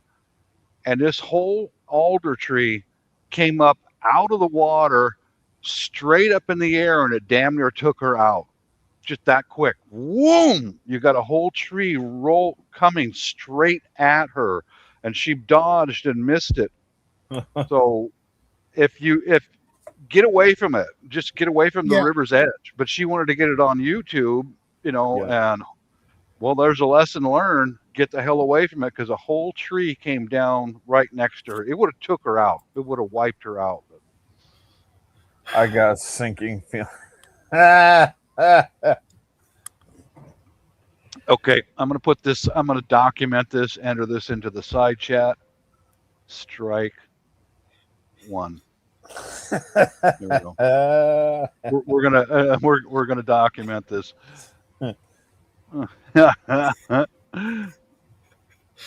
Yeah, you like to see our strikes. Strike one. Yeah. Very, and oh my God, that freaking guy.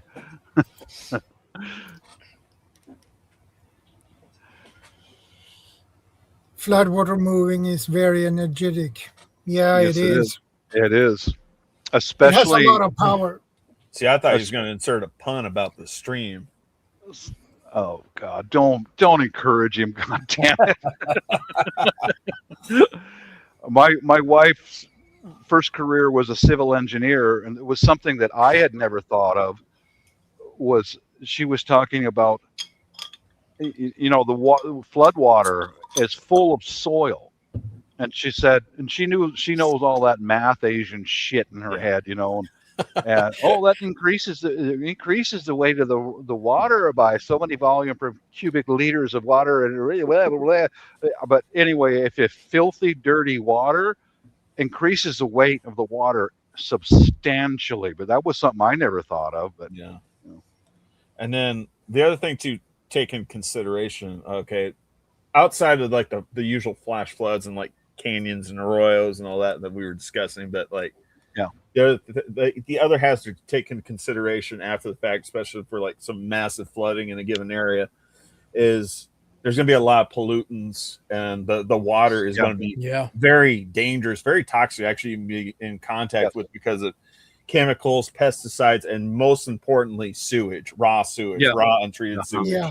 And often in places where like the rivers are breaching their banks, like a lot of the water treatment plants in the area, they'll just straight discharge, just straight sewage into the river because they can't, they don't have the time, they don't have the facilities to treat it because their facilities are actively being inundated with flood water. Do you know, in the UK, our water companies actively discharge sewage when it rains, because there's a loophole in our law that says that when the water table gets sort of overwhelmed, the sewage companies are allowed to discharge untreated water into the waterways. Because our water companies are privately owned, they use this as an excuse to discharge unclean water basically into our waterways whenever there's a little bit of rain. They do it all the time. They've been caught doing it so much, the government fines them, but the fines are cheaper than what it costs to treat the water, so they do it anyway. Yeah. So it's something to pay attention to if you are into water. Like, I'm interested in water sports. This is why I know about this. So if it's been a rainy week, for example, I will know for a fact that some of the waterways that I use will have an excess of sewage, not because the water was overwhelmed, but because the treatment companies have deliberately done that. They've deliberately polluted the waterways. Yeah. So that's just something to watch as well, especially in the UK. I don't know about other countries, but I know that it happens here all the time.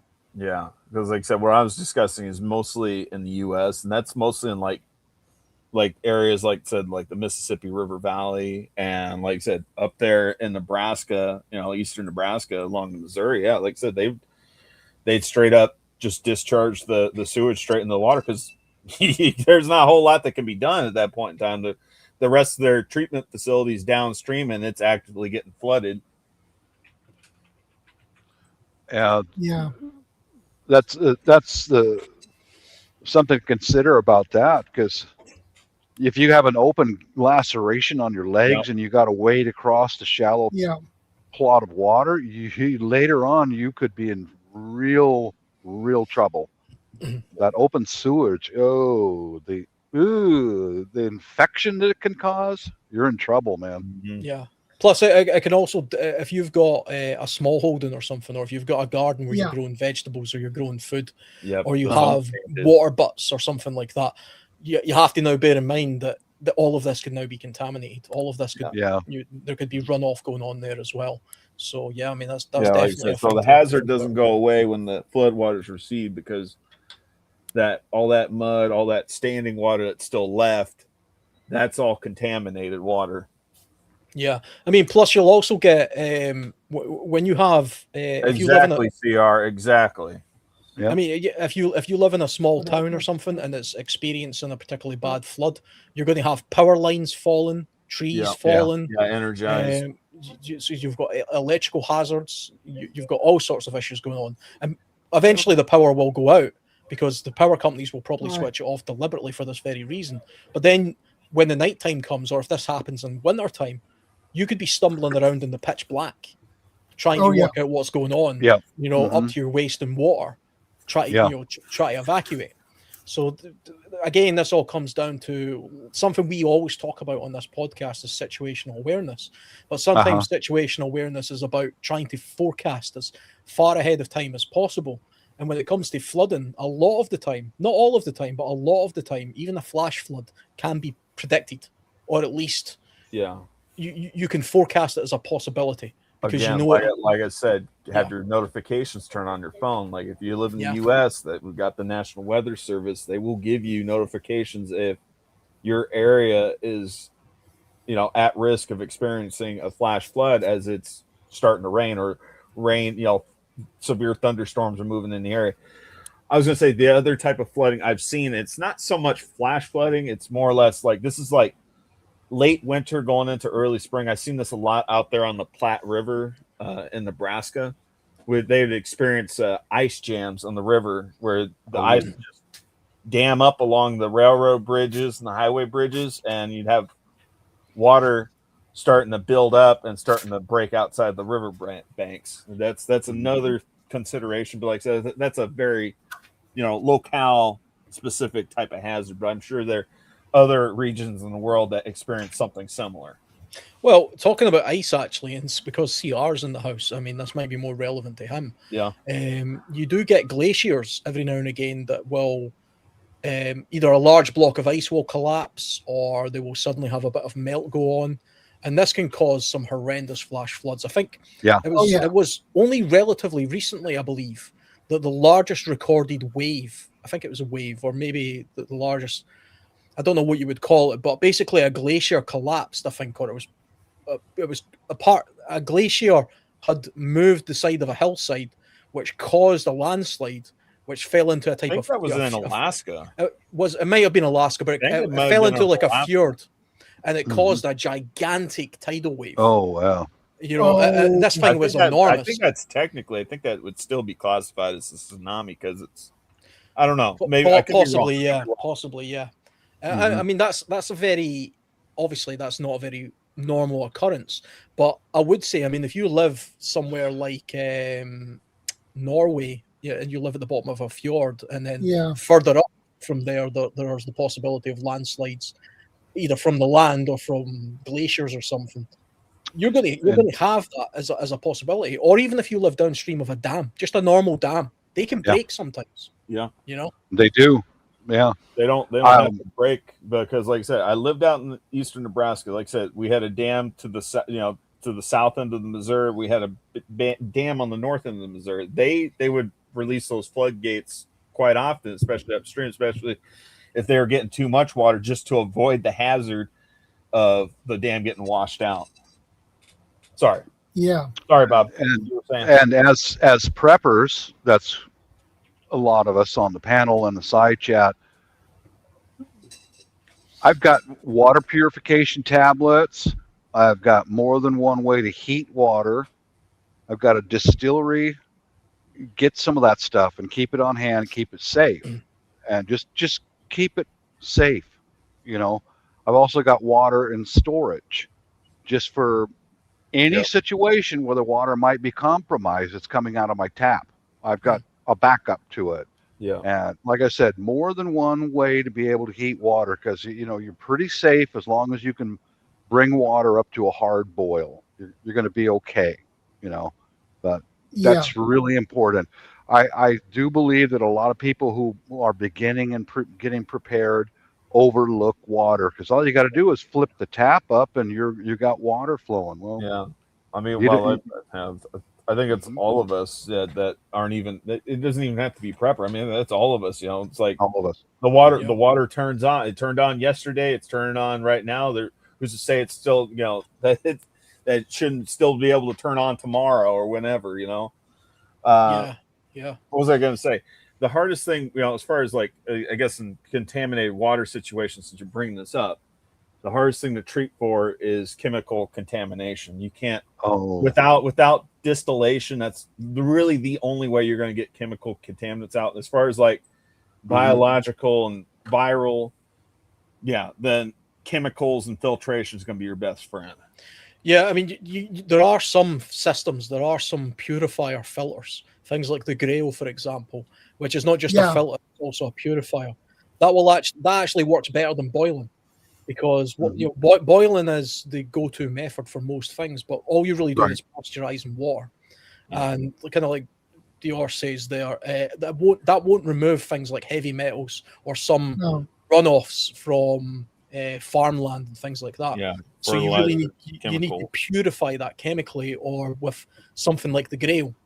A Grail will actually is a very, very, very fine filter, and can actually remove things like pesticides and heavy metals and almost every other contaminant you can think of, bar radioactive type contaminants and things like that. It's Pre-filter, very exactly. CR. yeah. It's Yeah, not cheap though, pre-filter. and it's not something you can do for a long period of time, because although you might get It's energy intensive. it's not just that. I mean, you're going to pay sort of 60, 70 bucks for something that purifies. I don't know, I can't remember how many liters of water, but let's say it's 10,000. That sounds like a lot, but if you've got a family of 4, that's not a lot of water, over a long period of time. So you will need something bigger, something more substantial in order to purify your water. Yeah, a lot of people, they like over here in the U.S. I can't say on for the rest of the world, but like a lot of people, at least the prepper community or the ones that are a little bit more preparedness minded, they like using the Berkeys.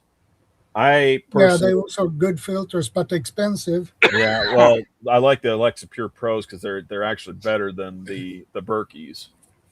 They filter, they do a much better job at filtering water than Berkeys do. trying to find it on Amazon right now. The one that I bought is a distiller. I put a video or 2 on my channel about distilling water, and I recommend that even as a backup or primary, one of these distillers will take away well, it takes out all chemicals, everything, Yeah. and it brings And it that's what right that's what I down was to saying. the- That's what I was saying. Like when it comes to chemical contamination, really the only feasible way is distillation. But you're also stripping your water of all your minerals as well. Yeah, And that's something Yeah. to take in mind. The other thing too, with the other downside with distillation is it's very energy intensive. Like it requires a lot of whether you're using a propane stove or butane stove, or whether you're using an open fire with firewood, it requires a lot of energy just to get that water to a rolling boil so you can start. It does. So like I said, there's trade-offs, there's benefits and trade-offs to everything, but nothing, nothing's foolproof, nothing is perfect.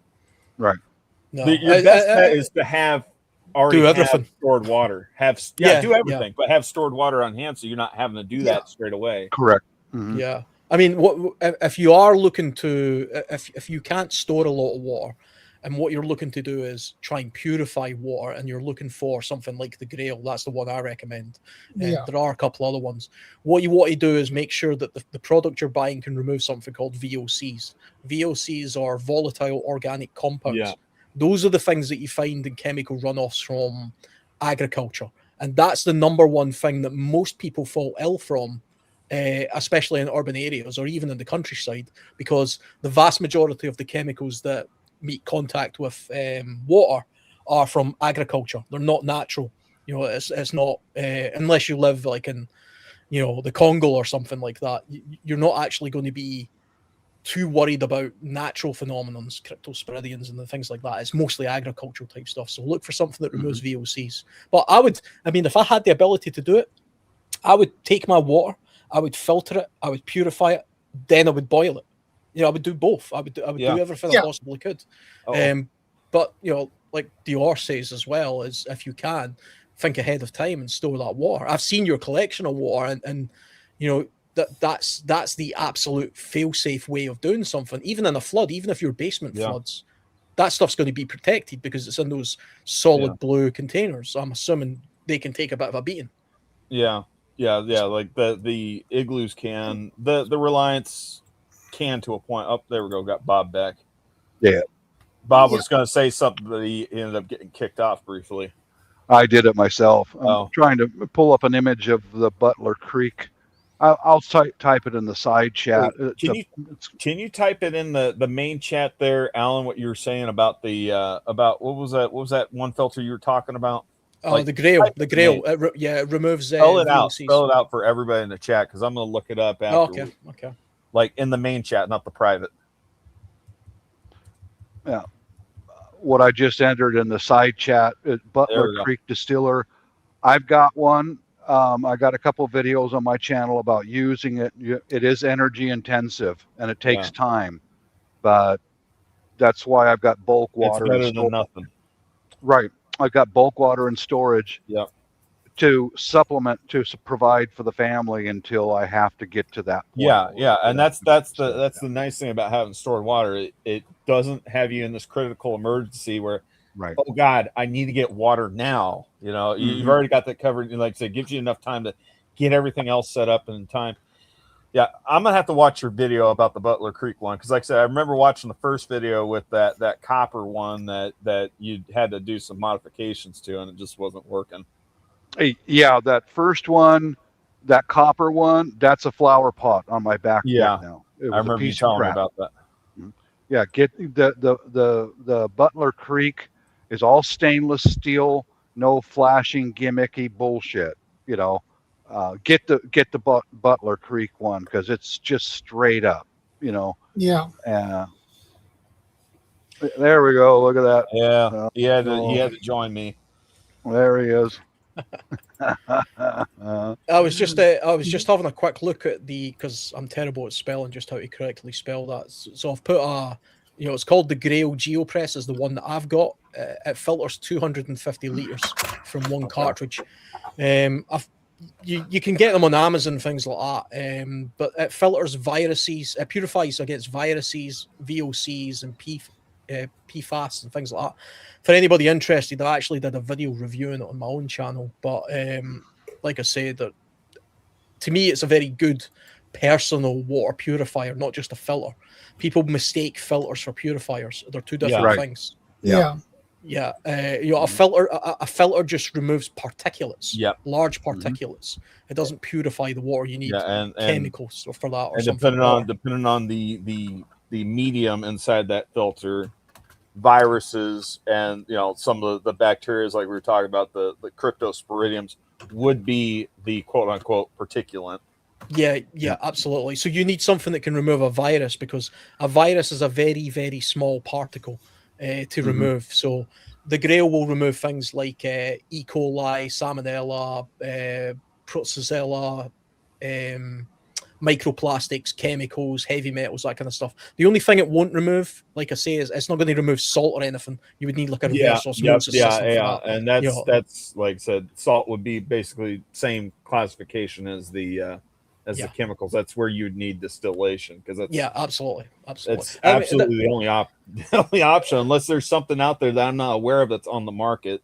I'm not aware of anything like that. Yeah. I mean, but that's a thing as well to talk about is, just briefly when you're talking about flooding. If you live, if you're getting your fresh water predominantly from a reservoir or something like that, but it's also relatively close to like a brackish water or salt water, flooding can then cause or like salt contamination. What we were saying with the runoff from farm fields, the fertilizer runoff, you get the algae blooms that might happen in your reservoirs too. Blue-green algae, things like that. Funnily enough, a lot of people think when they talk about they hear things like blue-green algae blooms and things like that, and they think it's okay, I'll boil my water. Boiling water with blue-green algae in it actually makes it worse. Yeah. Because what happens is the algae dies when it gets boiled, but it gives off a toxin when it dies, and that's the thing that causes you more harm. I think that's H2S gas. I think like hydrogen. I think that's what the blue green algae. Because there's some lakes and reservoirs out here in West Texas, out there near like Mitchell County that got contaminated. Like, these are recreational lakes that people would Yeah. come down to fish and jet ski and everything, and they ended up getting contaminated with the runoff. And like I said, it got the blue-green algae. Yeah, you can't swim in them anymore. You can't boat in them. You can't fish in them because it's not safe. Because, like I said, the algae actually traps these dangerous gases. Yeah, I mean, and you tend to get it in sort of stagnant or still water, but not always. I mean, you do get it in, relatively large bodies of water. We had a case of it happen not far from where I live in a very large loch, or lake, as you would maybe call it, and you wouldn't think that something like that could happen there, but it did. And the only reason people knew about it is because a couple of dogs died. Yeah. Because they drunk the water, and then when they did test and they realized, oh wait a minute, we've got a bloom here. And that's what alerted people to that. I heard of a story where people are walking their dogs around on trails over here in Texas. They're walking these trails, and there were ponds and lakes and stuff like that, and the dogs splashed through the shallows and stirred up some of this algae and released those gases I was talking about. And it ended up not just killing the dogs, it ended up killing their owners nearby that were on the trail. Wow. That's a hell of a lot of gas released. Whoa. Oh yeah. I think I'm pretty certain it's H2S. I think H2S. I think it's hydrogen sulfide. I'm not sure. I would have to look it up. Because, like I said, H2S, it does not take much gas to incapacitate, let alone kill you. Like, H2S is a big hazard for the oil field industry because everybody's got to be fitted with a gas mask, not a respirator, but a gas mask.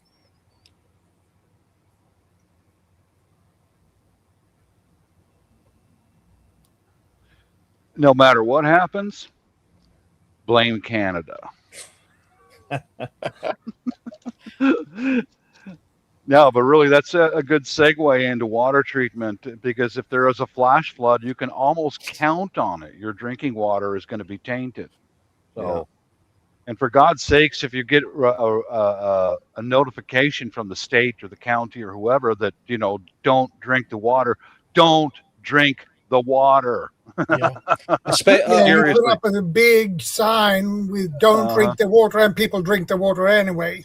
Yeah, kind of like that guy on the end of the pier, gotten washed away. Oh, look, Marvin, look at the pretty waves. That same mentality. I think it's probably a good idea to try and find out where your tap water comes from. I mean, what's its source? I bet a lot of people don't know that. I mean, is it groundwater? Does it come from a well? Does it come from a reservoir? Does it come from some pumping station somewhere? I think for over here, our water comes from both the Ogallala Aquifer and the Brazos River, because we got a section of the Brazos River that kind of snakes through the west end of town, and they built a couple reservoirs to trap some of that water, and that's where we get some of our drinking water. That's my understanding. I might have to look a little bit more deeper into it. Like I said, I don't think too much about it, just because I keep a lot of stored water on hand, just so I don't have to think about it. Yeah, I mean, it's one of those things. When I go abroad, I take my Grail water filter with me because I don't trust, unless I drink bottled water, I don't trust tap water anywhere. I was in Germany a couple of weeks ago, and I didn't even trust the water there, and I'm sure it's fine. But I took my Grail with me anyway. I've probably got an ounce of precaution is worth a pound of cure. I've got Alan. I've got water purification tablets, and I usually wear one of these button-down shirts when I'm over in the Philippines because it's flip so that freaking the hot. other way around. Flip that the other way around, so that way I'm going to type that in the comments that way. But RAYL. Yeah, I carry some water purification tablets in my shirt pocket when I go over to the Philippines. There's plenty of bottled water over there, etc. But who knows? Never know when you run into a situation where you can't get bottled water. Exactly, a landslide that shuts off the highways or whatever, and I can't get to the market to get more water. That's why I put some of these in one of these shirt pockets right here. And those bottles don't take that much space, because you got the the one where it's just a single bottle with just one type of tablet, and then you got the ones where it's like potassium iodine. Mm-hmm.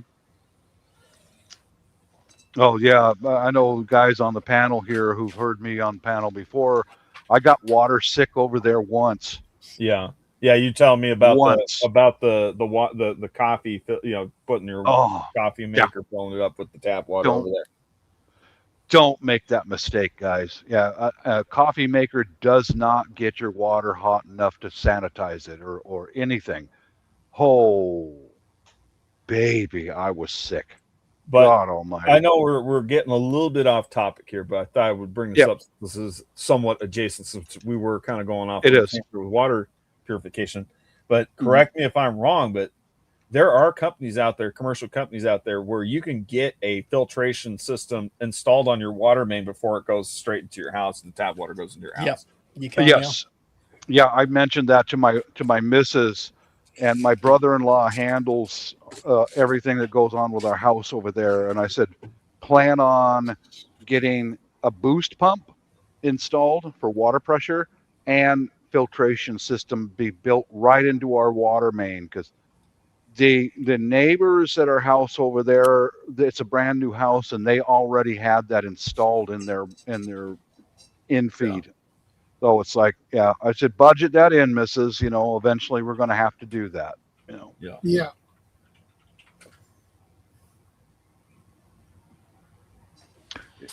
And see quickly just on home water filters, by the way, purely, I know it's slightly off topic as well, but something a lot of people don't realize is, see the chemicals that water companies use to treat the water. They use a type of chlorine, or they'll use what's that stuff that they sometimes put in toothpaste? Fluoride. Fluoride and things like that.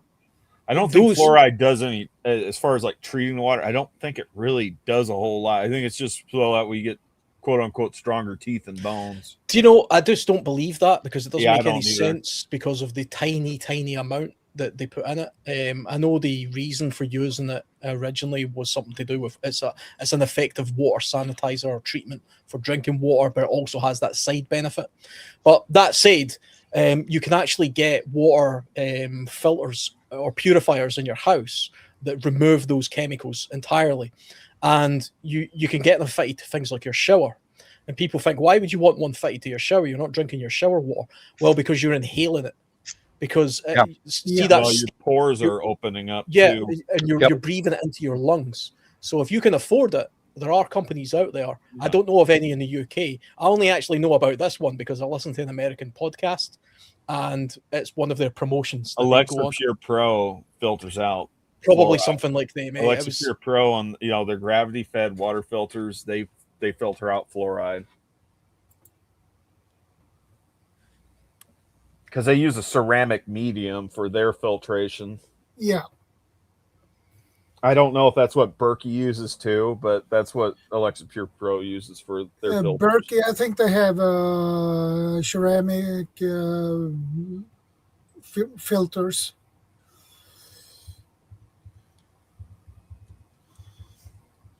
I mean, a lot of places will use carbon and things like that. As the primary use of filtering. One of the best kind of carbon filters you can get, or charcoal type based filters, is from coconut activated charcoal.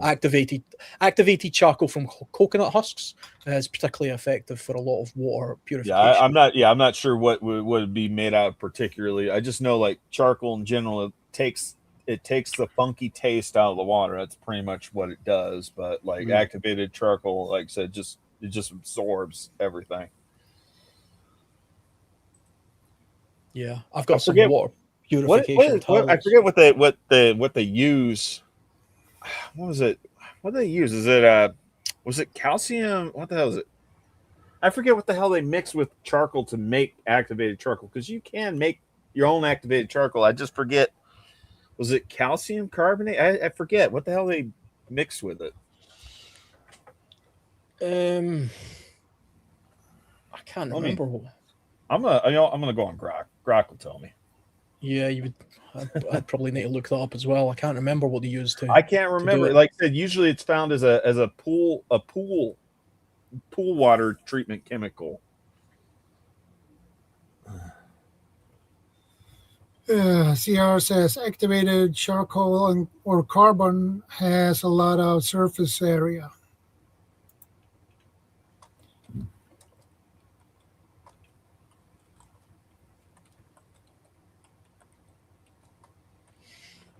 Yeah, but I mean, again, it goes back to activated carbon filters or filters. They're not generally purifiers, so they're not removing most bacteria, viruses, parasites, salts, heavy metals, anything like that.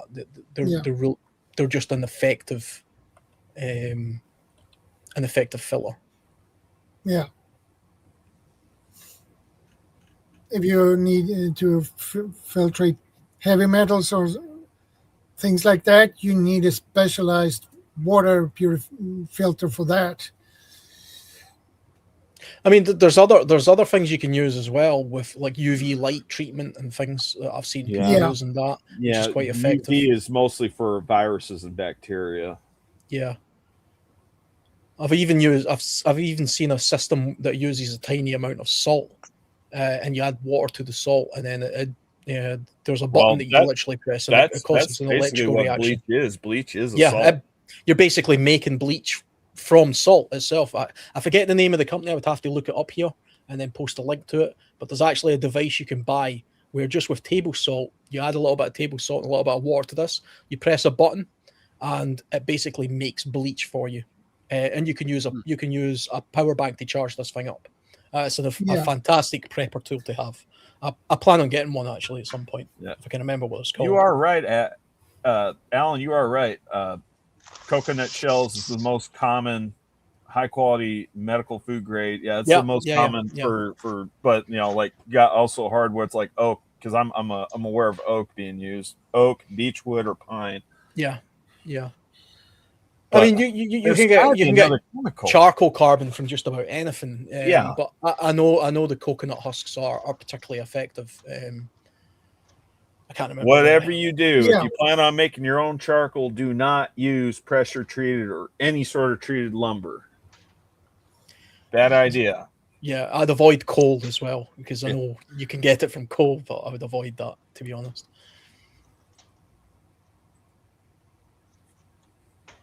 I suppose pressure treated lumber would just be a lot of toxins in there. Yeah. There's a lot of chemicals. Don't use that. Don't even be using creosote. You want to give yourself some cancer. Yeah, I avoid all that. Even, well, like I'll show you. This is for the. Okay, you see those two red containers right there? Yeah. Those are full of wood that's already split, ready for a paint can stove. Those two containers. And I don't even use pressurized wood for fuel. Get that shit away from me, man. You're not supposed to be burning pressure treated or freaking creosote treated lumber anyway. No. That's a good way of getting some kind of god awful knows what, Yeah. I sometimes see people talking about they have wood burning stoves in their house, and they say, "Oh, look, I got this pile of wood from my work. It's great." And you look at it, you're like, "Yeah, I wouldn't be burning that. You're breathing that crap in. That's it's waste wood for a reason."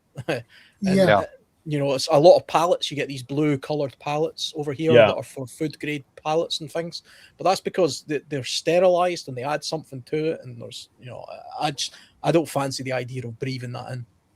Now, the only thing I do with my fuel that's already cut up for a paint can stove is some of it I soaked it in paraffin wax. Yeah, that's for getting it to take a flame. Right, and you guys know the Northwest here, it rains all the time. If part of my roof comes off and I got a roof compromised, I still am going to be able to start a fire. And show us all your witchcraft sticks hanging from your ceiling. Oh, I got most of those processed into containers, but here we go. Yeah, these are all paraffin waxed. They're ready for. Those are actually fire starters hanging up there. I got. I took all those. On. Yeah, I took all those sticks and wrapped them up with other popsicle sticks and wood and different combustible materials, but those are just hanging right there, ready to use. Yeah, but Yeah, I you got used to have most of a hell those of a- already dealt with. You know, when I sit here at night, and I can't sit still, guys. I'm Yeah. active. I'm always doing something. You know, just one of my personality traits is building, improving, doing something. Like right now, while we're talking, you know what? I came up with a process to take almost every day. We got about that much leftover rice almost every day. Yeah. Yeah. So uh, I know it's not landslides or whatever, but I'm putting it into between parchment paper and crushing it down. And I took the wife's little kitchen stove, the little oven out of her kitchen. I replaced it with a better one, but I got everything set up to where I make the sticky, nasty, hard to handle rice into something I can pick up and drop in my blender. But that's my life. That's the shit I do. Process improvement, you know, all that. That's me. You know, I never sit still. I can't. I think the continuously tinkering and refining your own preps is just You bet. it's a good thing to Yeah. do. It's a good thing to always have. I'm always Always. tweaking and tinkering my own stuff, my own little Should. kits and things like that. And Mm-hmm. it's not because I really have to, but at least it keeps your mind in the zone of what it is you're doing and why you're doing it, and it refreshes Mhm. what it is, what you're doing and why you're doing it. So it's a good thing to do now and again. Yeah. Hey, Shadow. Yeah. I'm gonna bail out for a little bit. Yeah. If you're still streaming an hour from now, I'll come back and join you again. I've got my boss and his wife, they're out of town, and since I'm not working right now because I'm restricted from being able to work because of the broken wrist. Yeah. I gotta go walk his dog. So I've Okay, told him no I'll walk his dog problem. times of the day. So I'll be back, guys. Catch you in a bit. All right, man. Yeah. Good to talk to you again. In case Yep. we don't run into each other for a while. Well, you better start doing a live Yep. stream here pretty Here. soon because I've been looking forward every Sunday night and I don't see any. Oh, how about next week? Let's count on next week. Not All this right. Sunday, but the one after. Yeah, because Okay. I haven't done a live for a while. I just Yeah, haven't because felt I've been it. missing the talk with Mark, and Mark hasn't been on either. So, I have to call him up on the phone. Actually, I'm gonna tell Mark, hey, I'm gonna tell Mark, hey, text you my phone number, and you call me whenever. Okay, I'm gonna be out of work until September anyway. So, Okay. all right. Well, you tell that freaking raccoon to stay the hell out of my backyard. And you won't send off any A10 warthogs after him either. All right. Okay, guys. All right. Later. Later.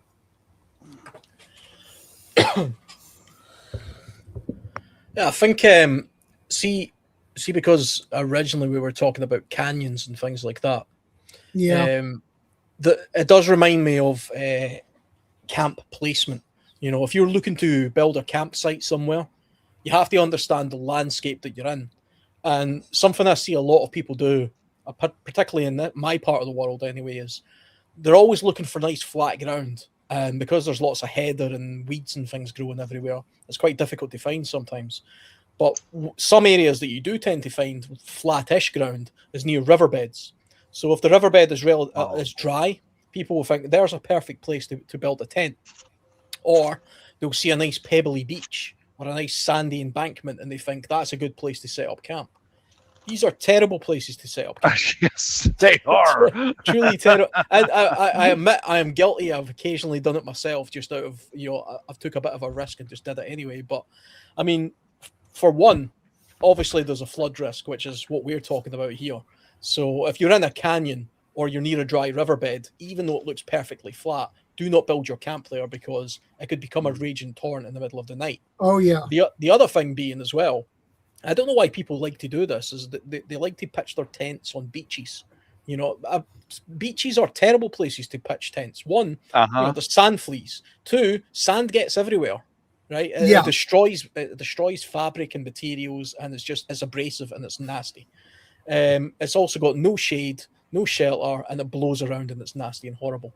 But the thing that I always remember as well is, for the most part, most of the sand or most of the pebble that wash that you see at the side of beaches or streams, they're only there because water has took them there at some point. Yeah. Right. So if water has carried those pebbles to that place, then you want to be avoiding that at all costs. I mean, yeah, granted, you will get sand dunes and stuff where wind has taken the sand there and it's not the water that's did it. But for the most part, if you're near a riverbed, it's probably because it's a riverbed for a reason, even if it's been dry for a very long time, because you never know. Even if that riverbed's been dry for 10 years, you might be the unlucky bastard like me that would probably camp there, and suddenly there's a thunderstorm 20 miles away that floods it for the first time in 10 years. Yeah. That's the kind of luck I have when I'm in these kind of places. Canyons as well. See, the thing about canyons, I mean, this is not so much a case in the UK, but definitely in the United States and some places in Europe. Some of these canyons they're not only are they deep, but they have very flat, smooth walls, so you can't climb out of them easily. So there's no escape route. Mhm. So you've got to think to yourself, okay, I want to go canyoning. I want to. Here's a nice canyon. I've seen loads of YouTube videos about it, and it zigzags for a few miles. You've got to ask yourself the question, but if it suddenly rains and flooding takes place, how do I get out of this canyon? And how do I do it quickly? Do I have the physical ability to run back to where I was at? Can I climb the wall of this canyon? What's the safest way of doing it? And you have to make an action plan of what it is you plan on doing. Climbing a canyon wall like that, that is difficult. And you have at least 60 seconds on you to climb that thing. And if you're not used to climb like that, oh man, you're screwed. I tell you, some of them are super smooth.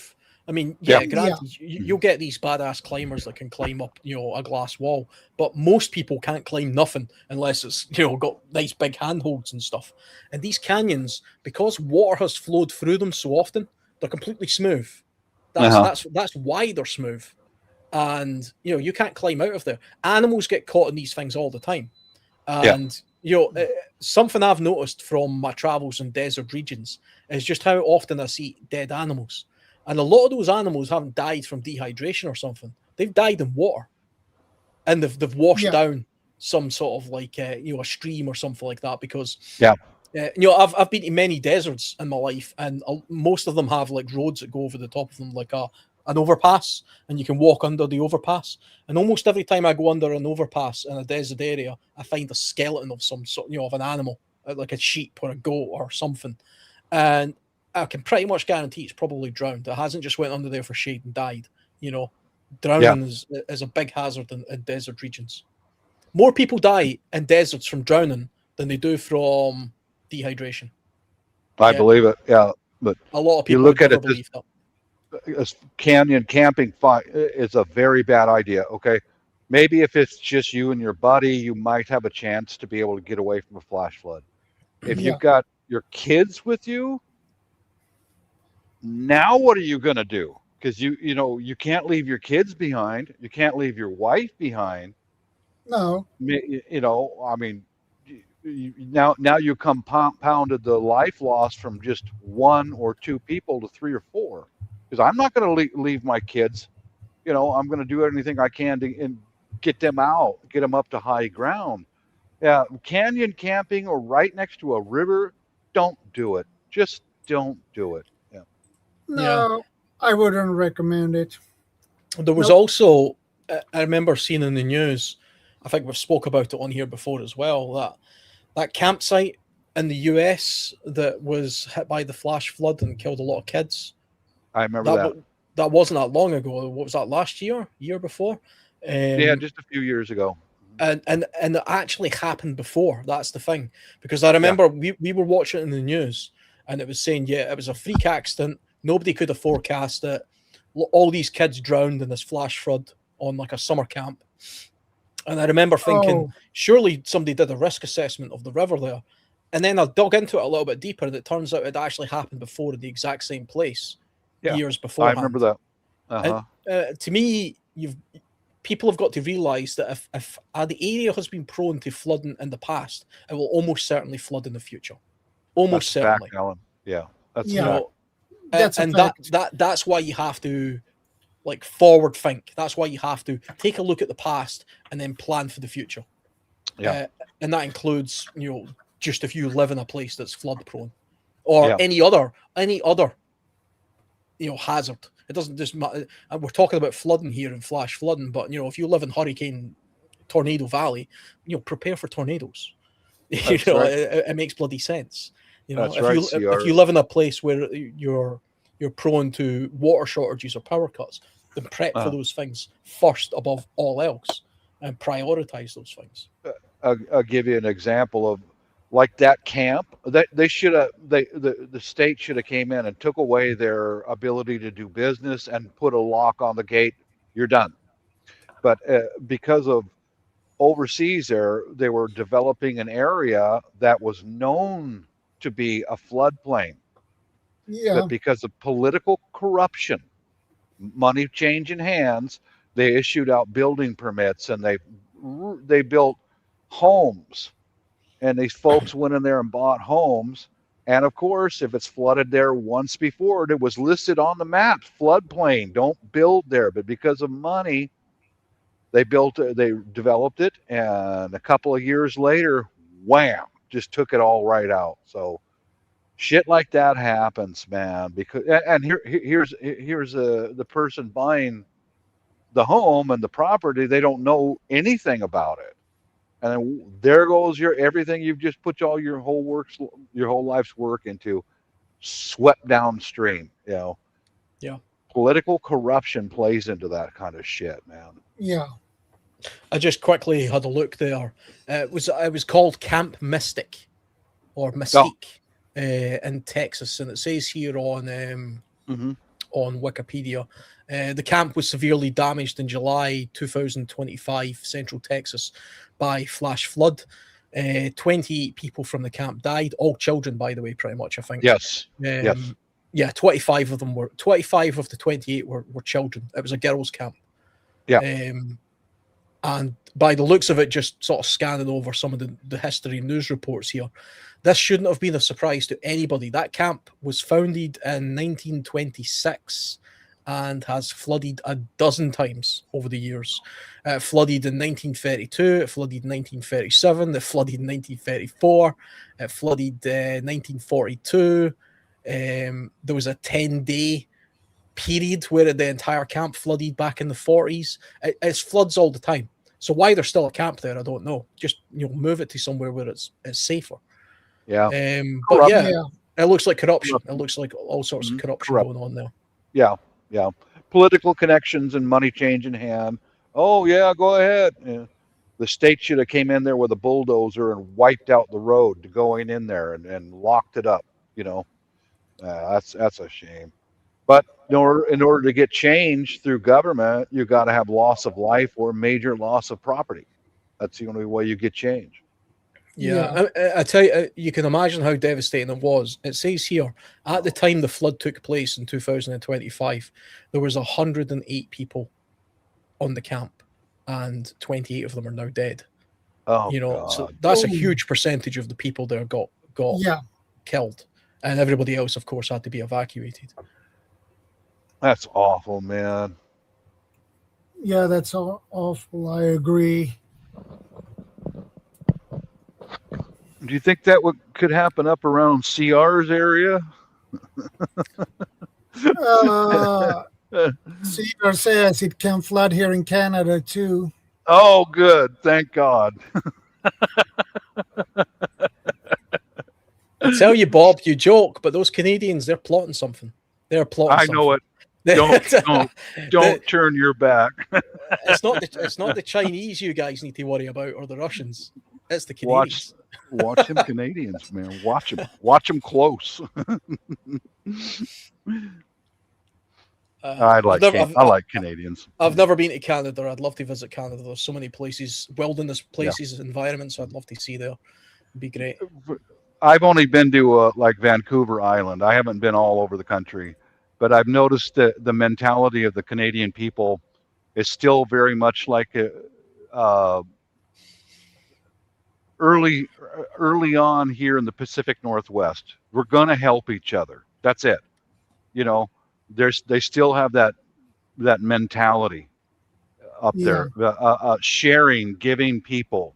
That I grew up with a lot of Canadians here, and I've been to Canada a couple of times, but I like the Canadians because of that. They Oh, won't let they're famously nice, aren't they? They're kind of famously generally and nice. and they'll share their food with you if you're stranded. They'll help you, you know, where there's other countries that I've been to, they just can't. They can't help you. You're out, Yeah. you know. But decent people, all of them that I've ever known. You know. Most of my knowledge of Canada comes from South Park. so all I know is they have like heads that sort of like they bobble like South Park. they I mean call it. that sitcom. Oh, I'm not your buddy guy. I'm not your guy, buddy. yeah. I love that song they sang. That's stuck in my head. Blame Canada. Blame. It's not really a country anyway. Aren't they the guys that write South Park? They are Canadian, aren't they? They're not even. I American. heard.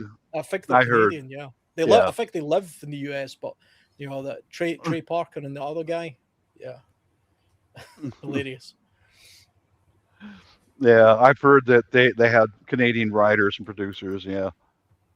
Yeah, I think I'm Passes sure Bob, I'm sure the main guys are Canadian. probably. Yeah, but all the Canadians I've ever known are I throw shit at them a little bit, but they throw it back at us Americans too. So you know, yeah. It goes back and forth. it does. But in honesty, you know, if you're up in Canada and you get stranded alongside the road, your folks will help you. You know. I think I'd quite like to visit the western side of Canada because that's where all of the kind of forests and things are, the big forests. You know, that I'd like to see. You know, we don't have that kind of ecology in Europe anymore. It's long gone. It's long been deforested and things like that. You get some bits of it, I think, in like California and places, but you know, most of it's kind of in Canada and those kind of maybe Alaska as well, probably. But that's quite far north. You know, if you sort of Mears Island and places like that. CR, Bob's crap. The CR filter. Washington State is much like that still. You know, we've got on the Pacific the coast along Puget Sound is developed to an extent, but most of this state is still open wilderness. You know, but yeah, it's harder and harder for me to find genuine wilderness. You know, even in Europe, it's the population is just growing constantly, so it's harder and harder to find genuine wilderness nowadays. Well, what I noticed flying over Canada a couple of times, we landed in England and then transferred to Rome or wherever we were going. Man, that country is undeveloped, dude. I mean, you can fly for hours in the central part of Canada, going over Hudson's Bay, approaching Hudson's Bay. Baby, there ain't no rail lines. There's no roads. There is absolutely no developments out there. Yeah. So wow. I mean, we're flying for hours and hours and hours going over Canada. If you want to live in remote, go to Canada. You'll find it there. You will find remote in Canada. Well, it's not a very big population, is it, for the size of the country? I mean, the country's enormous, and yet the population, I don't know what the population of Canada is, but I imagine it's very small. Right. Food Forest says, British Columbia is the last of the wilds. Yeah, I've been to British Columbia several times. It's beautiful up there, but get used to the rain because that's part of it. All those trees that grow up there, they need rain. And 41.5 million people in Canada. But the UK is a very small country. We have 70 million people. Mhm. So it's Yeah. what US about 340, 350 million, somewhere around that. So yeah, very small population for such a large country. From what I've seen of Europe by being there a few times is very fragile. Um, I mean, not insulting, but the UK cannot even feed its own population. Oh, You that's guys been the just case. That's been the for case for a long centuries. time. That's been the Yeah, case for a very long time. that's why your ancestors went abroad and Yeah. started building ships and stuff. And that's what I mean. It's kind of fragile because if you've lost transportation, just like Germany tried in World War One and World War II to cut the UK off from its shipping lanes. Yeah, Well, that's a nasty situation. it's the siege Mhm. mentality. That's what it Yes. is. It's the siege mentality. So the UK is uniquely protected because, of course, we're an island. The UK hasn't been invaded in 1,000 years, and even back then, when in 1066, when it last happened, we kind of invited it, so it wasn't a real invasion. But the con of that, like you say, is like the Germans realised all we have to do is cut off their shipping, they'll starve, and that's what they tried to do. They tried to starve us out, and if it wasn't for shipping coming from the US and Canada, of course, Britain would have long since The run New out World. of supplies. And I noticed that in Italy also. Italy is pretty arid. There is farmland there, but it's hot and it's dry. So that's fragile also. Same with Spain, hot and dry. Well, So, ironically, the most fertile parts of Europe are also some of the most hostile, like Ukraine, for example. yes. Ukraine, that's where a lot of the grain and stuff comes from because it's perfect growing conditions for that. And central parts of Europe, like Germany, they have fantastic advantages of what they can produce, and because they're geographically placed in such a fertile area. But because they're right in the middle of Europe, of course, they're under attack all of the time. Which is, if you look at the history of Europe, places like that are in continuous conflict of some description. Yes. Same with France. It's got great fertile soil. Yeah, they can grow a lot of crops there, be pretty self-sustaining, but all their neighbors always want what you have. Well, it's funny because the UK spent almost the entirety of the 20th century worrying about the Germans, and I think they spent almost the entirety of the 19th century worrying about the French. That's just the history of Europe, and obviously after the Second World War, Europe is much more joined up now. As more, and some people wanted to be like a united Europe. That's gets into politics then, but a United States of Europe would be a very powerful country. But plenty of us would rather not be in that kind of situation. I understand. You don't want somebody else telling you how to live. Not well. That somebody's always telling you how to live. Just how many degrees away from that, away from you, do you want that to be? I mean, somewhere like the United States is the US is almost as big as Europe.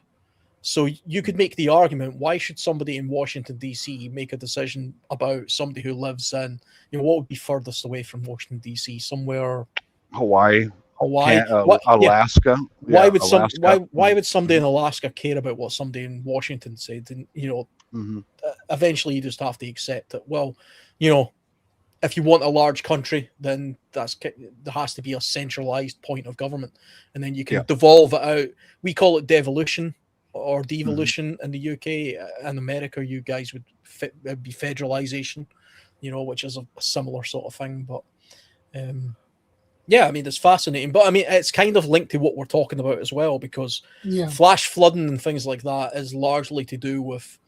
There's a natural element to it where it's just part of nature. It's just something that happens. It rains a lot, suddenly you get a flood. But engineering of the landscape to a point where it's unnatural, and we're trying to sustain a large population in an area that doesn't otherwise sustain that large kind of population, is when it becomes a problem. A flash flood shouldn't be a problem for most people ever. But if you start crowding people around waterways and coastlines, then it becomes more of a problem. It's kind of like earthquakes. I remember somebody once saying to me, earthquakes from a natural point of view aren't deadly. Nobody should ever die in an earthquake. Earthquakes don't kill people. Buildings falling on top of people is what kills people. Power lines too. Yeah. Yeah, and think man-made things falling on you is what kills people generally. Yeah. If you were a Native American living, on the Sandra Andreas fault or whatever, and it happened, what's going to happen? These tent falls on them. It's not as deadly as it otherwise should be. Tsunamis aside, and it's the same for flash flooding. And the more urbanized we become, the more we concrete our landscape, and we funnel the water into channels, and we channel that water into unnatural places, and we become more vulnerable. Let me see.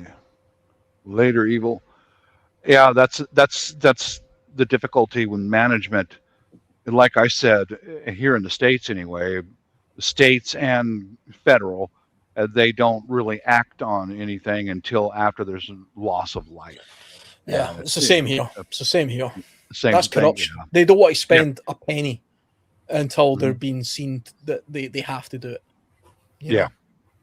It's kind of it's like flood defenses has always been a hot topic in this part of the world, because it affects a lot of people, but it only affects them at certain periods of a year usually, and very sporadically.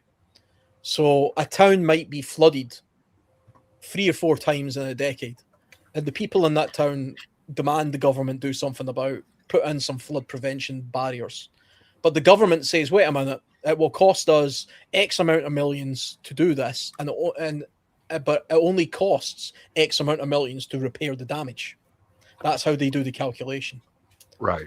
Over a 10-year period, And you see it all the time. You see it with everything. I mean, you see it with why the UK is very underprepared for bad snow, for example. If it snows just a foot in the UK, our whole country comes to a grinding halt. And people will always say, I don't understand why that's the case. If you look at somewhere like Canada, it snows there all the time and they don't come to a halt. Why is that? Well, because they have infrastructure, because it's predictable.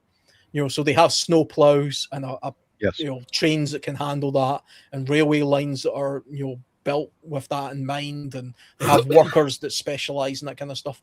Whereas we have bad snow once every 15 years or something. So nobody's going to invest money into all the things you would need to sort of get through a bad snowy season, because there's no point in it, because you're not going to see it for 10 years. And then when it does happen, it causes a lot of people a lot of problems. Yeah. And that's why it's important for people to prepare for those kind of things ahead of time, because like I think you've said this in the past before, Bob, nobody's coming to help you when it really matters. The government is not there. When you really need it, when you really need them, they're not there. You know? And like Dior's there, he's a truck driver. Yeah. He delivers food. Sweden is far more prepared for winter snow than we are here in Seattle area. So it does paralyze and slow down so many things immediately. Put away a few days of food and water. Do it. No matter who's listening right now. I don't know who. But put away a few days of food and water and keep it safe.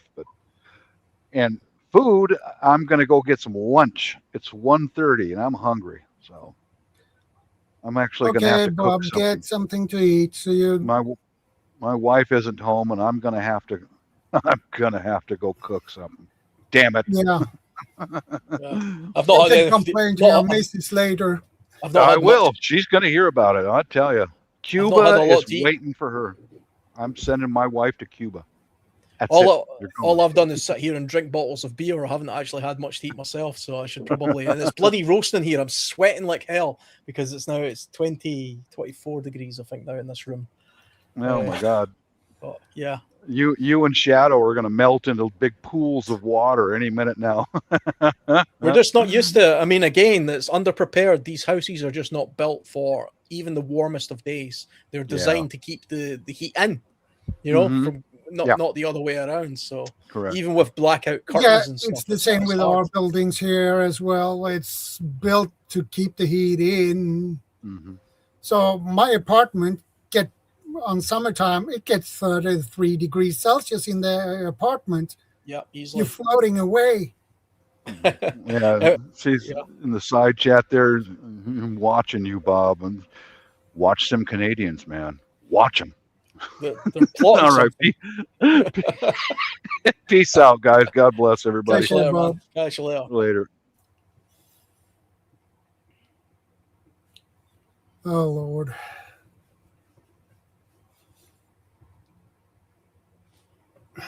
.33 degrees Celsius is about 93 Fahrenheit. It's horrible. Yeah, I mean, I like the heat. I just don't like it in a house. You know, I like warm weather, but I can't sleep in anything above sort of 22, 23 degrees Celsius. Then it gets kind of too warm for me. Yeah. But yeah, generally I like the heat. I've always said I'd like to be in a hot country. I'd like to move to a hot country, but hot countries have air conditioning and outdoor blinds and areas, shaded areas and things like that. Not like here where it's, you know, this house was built in the ferries and it's got big windows and lots of insulation, and it was designed to keep the heat in as much as possible. So it's not ideal. I prefer smaller windows because it's better. Yeah, I mean the windows in this house are very big. They're quite large. Yeah, the same for my apartment. Our windows here are pretty big too. Yeah, and it just becomes like a greenhouse. I don't really like it. It becomes like a greenhouse, even if you have blackout blinds, that they don't always work because the heat is still coming through the glass. It heats up the curtain and the air around the curtain, and then it traps it inside the room. And that's why, you know, if you don't have air conditioning or anything like that, there's no way of getting that air out. You have to wait till the temperature drops a lot outside and then open a window and hope that you can sort of like blow some of the air out that way by opening a couple of windows or something.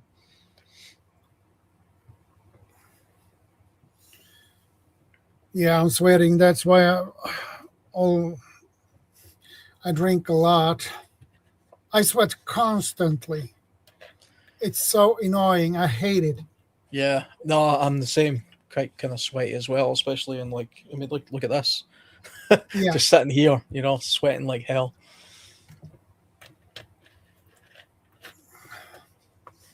Just seeing if there was any other questions or anything in the comments. There doesn't seem to be much in the way of questions. No, it's mostly comments on the degrees, the temperatures. Yeah. Has anybody got any questions? If you've got any questions, fire them in the chat, and we'll see what our opinions of them are. About anything, really. I'm open to any question. If it's in my area of kind of understanding, I'm mostly a bit of an idiot when it comes to everything else. Other than wilderness camping and survival-y type stuff, I don't really know much. CR says has a question. Dry bags.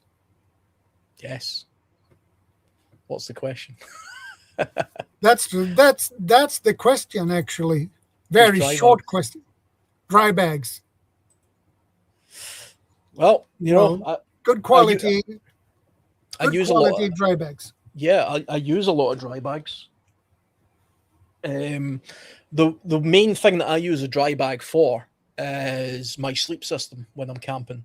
So I'll carry a sleeping bag, and I'll put the sleeping bag inside a bivy bag usually, and then I push the entire system into a dry bag, a roll top dry bag.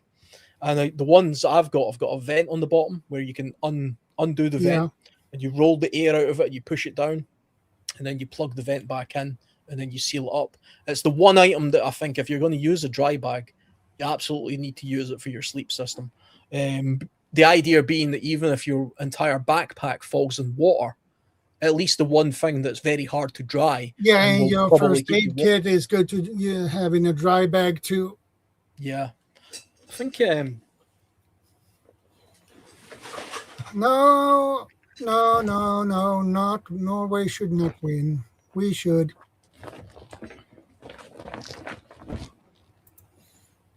Here's the Oh, one yeah. that I recommend for a sleep system. So you can see it's got this vent, and what Yeah. that allows you to remove a lot of the air out of the bag itself. So you can really get an almost vacuum type seal when it comes to these kind of bags. That's a nice bag.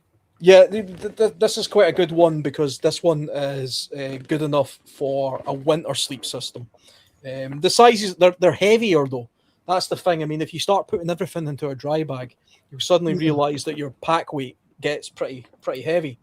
Generally, you don't really need anything above sort of 35 litres when Yeah. it comes to a dry bag, but that's the one thing I'll use that for. And most of the other things that I tend to have in my gear, you can get away with the thin, lightweight type dry bags. You know, I've got a bunch of them lying around. But I don't look to overly waterproof everything because that just adds weight and you can actually end up trapping a lot of condensation and moisture in there. Yeah. A lot of things are water-ish proof anyway when it comes to general rain and stuff like that. But I've also seen for anybody who's interested, you can actually get a large oversized thin dry bag, about 50 litres, like a roll top bag. And what you do is if you think you have to cross a river or something that involves you actually doing a bit of swimming, you put your entire bag into the dry bag and then you roll the dry bag up deliberately with a bit of air in it. Just 3 rolls is enough to keep the air in, and then you seal it and it becomes like a raft and you can actually hold on to it and swim across a river. Which I don't recommend doing that in a flash flood type situation, but that's a way of crossing water with your bag while keeping everything safe. And you can just use one dry bag for that.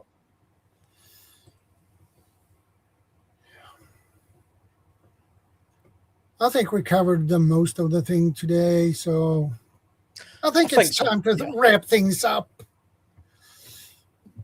because I can't come up with anything else. So I think we've probably covered just about every basis when it comes to the flash flooding. But for most of what we talk about, like I always say, it's really about proactively thinking about the hazard ahead of time and thinking about what you would do. If that's a possible hazard, think ahead of time what you can do to mitigate against becoming a victim of it. What's your escape plan? What's your plan to self-rescue? Is it likely?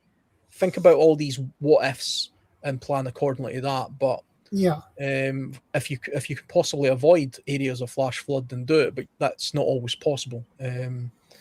But they're certainly survivable, and they shouldn't be as dangerous as they are. But never underestimate them. I think that's probably all I would have to say when it comes to flash flooding. So other than that, thank you for having me on, Shadow. It's been great again. And it's been a good conversation. Yeah, it has been a really good conversation, actually.